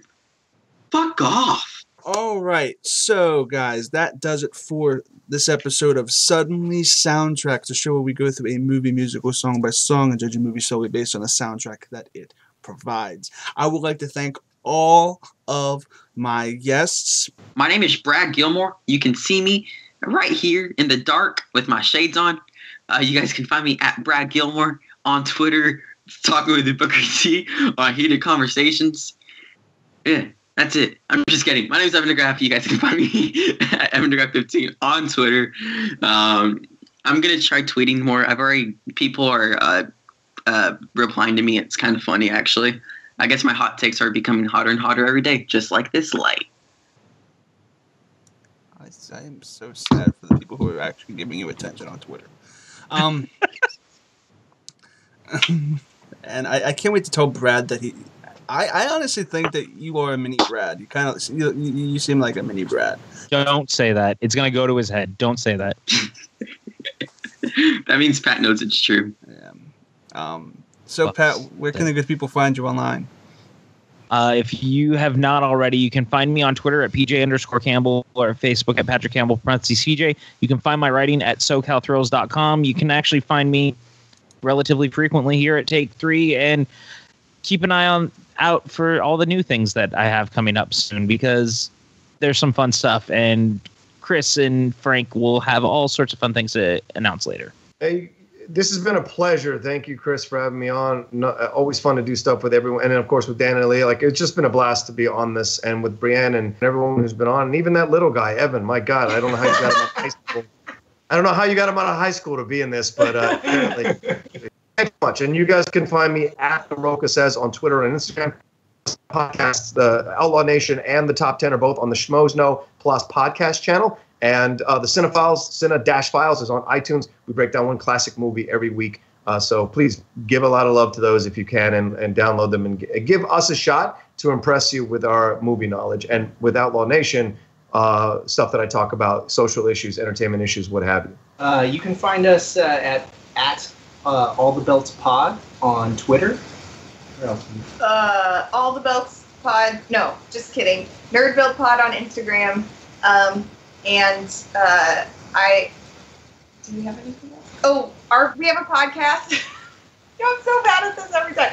We All the Belts podcast, which Rocha does a lovely intro for. If you haven't listened to that, you can check it out if you like the Schmodown. You can find that on iTunes and on YouTube if you want to watch us while we talk. That's our stuff. Ms. Brianne Chandler, where can the good people find you online? Online, you can find me on Twitter at Miss Movies, Instagram Miss_Movies. Couldn't, get it across all social medias, unfortunately, and on YouTube at youtube.com/Miss Movies. Awesome. Taylor Robinson, where can the good people find you online? The good people can find me on Twitter at Finally Tailored. And like Brianne, I had to put an underscore in my Instagram, so it's _Finally Tailored because I couldn't get that to work. And then YouTube is youtube.com/Finally Tailored. Awesome.